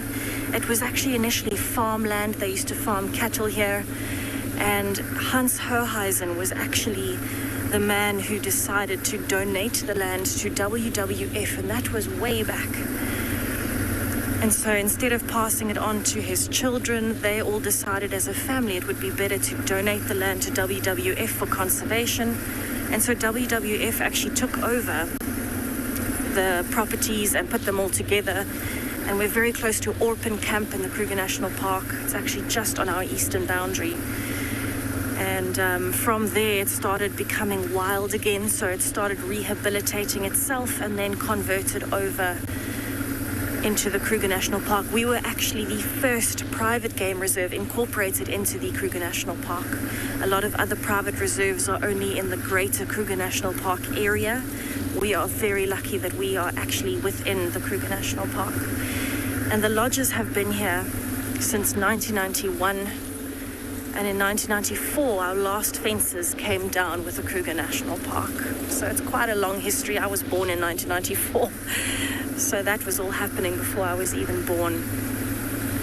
In the northern section of andBeyond Ngala, that was actually initially a lodge itself, but for hunting safaris. And as soon as it was donated, we actually also bought a piece of land. We used it for conservation instead. So what I'm going to do is I am going to keep looking for Makoti male along this road. This is where we found his tracks this morning. And I'm going to send you over to Tswalu for an update.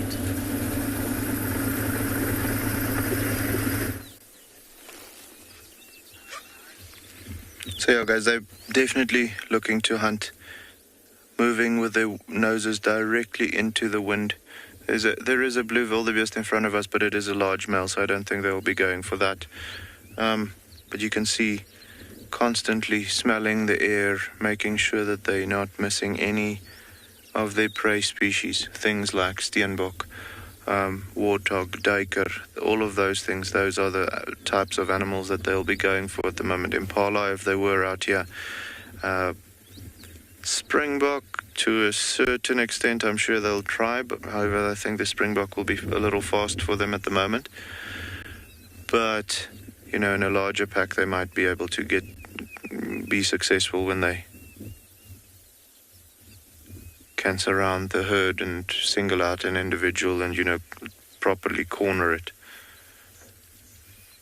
But it doesn't seem like they've picked up on anything, you know, of value to hunt at the moment. Not yet, at least. And, you know, sometimes they don't even smell it, they just flush it out of the grass. So, yeah. Let's see if they find something, guys. If they do, we'll come show you quickly.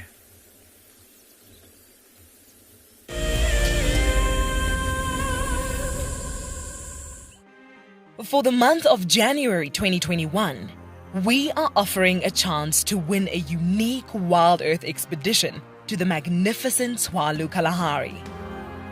From the ancient Tortoise Koranenberg Mountains to the southern Kalahari's red sand dunes, Tswalu offers what travelers crave most: space and time. The winner will explore this landscape in a vehicle, on foot, or on horseback, with a chance to go behind the scenes with WildEarth and, of course, meet the meerkats. The prize includes a 3-night stay for you and a friend at the luxury Motse Lodge, including flights from either Johannesburg or Cape Town. Open to all WildEarth explorers who have signed up before the end of January 2021. Terms and conditions apply. If you love to watch WildEarth, then we are inviting you to join our Explorers program. For a monthly subscription, you will have the opportunity to win fantastic WildEarth expeditions, join our guides for a chat around the fire, receive weekly highlights from our shows, and much more. All the money will go to keeping these live safaris on air, which in turn allows us to escape into nature every single day. Hi, I'm Mike Anderson, and I come to you live every day from Eco Training Pridelands Conservancy in South Africa. The wild animal I think is most underrated. I think buffaloes are the most underrated. They're so tenacious and ferocious, and also very, very protective of each other, which I find incredible. You know, sometimes people think of the big five, they just think of lions and leopards and other big animals, but I think buffaloes are pretty underrated. Catch up with the guides daily here on WildEarth. We have a baby pangolin. A baby pangolin. This is off the charts. This animal is about from your fingertips to your elbow. That's the total length of this animal. This is unreal. This is unreal. This is unreal. This is like now my 4th Christmas in a week. We should do this more often. Tune into WildEarth every single day. It's in your nature. Welcome back to Djuma, and welcome back to the Talamati Pride. It's one of our young males who's looking rather uncomfortable. Very shallow breathing due to the fact that the belly's full, pushing up on the diaphragm. The pride seems to have all accumulated again. It's very hard to count them all. 1, 2, 3, 4, 5, 6, 7, maybe 8 there. And there's one on our right-hand side that came around to just check up on us. But I'm guessing the whole pride got together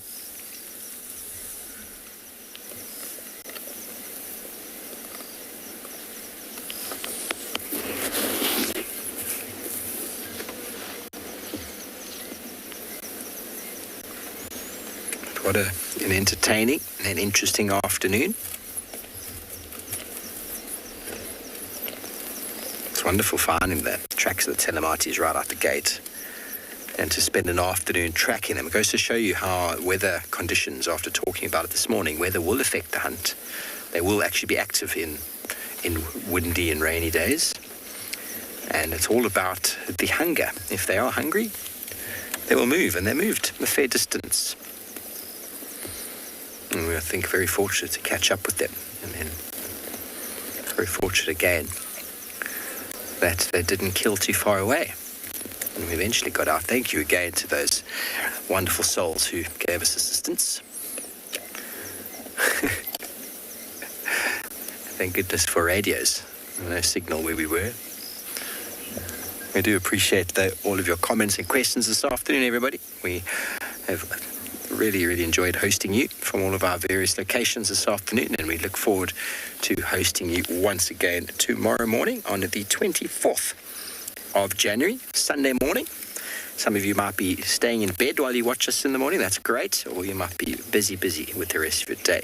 But until then, from all of us here at WildEarth and our various properties, we thank you. We'll see you tomorrow morning. Until then, good night and goodbye.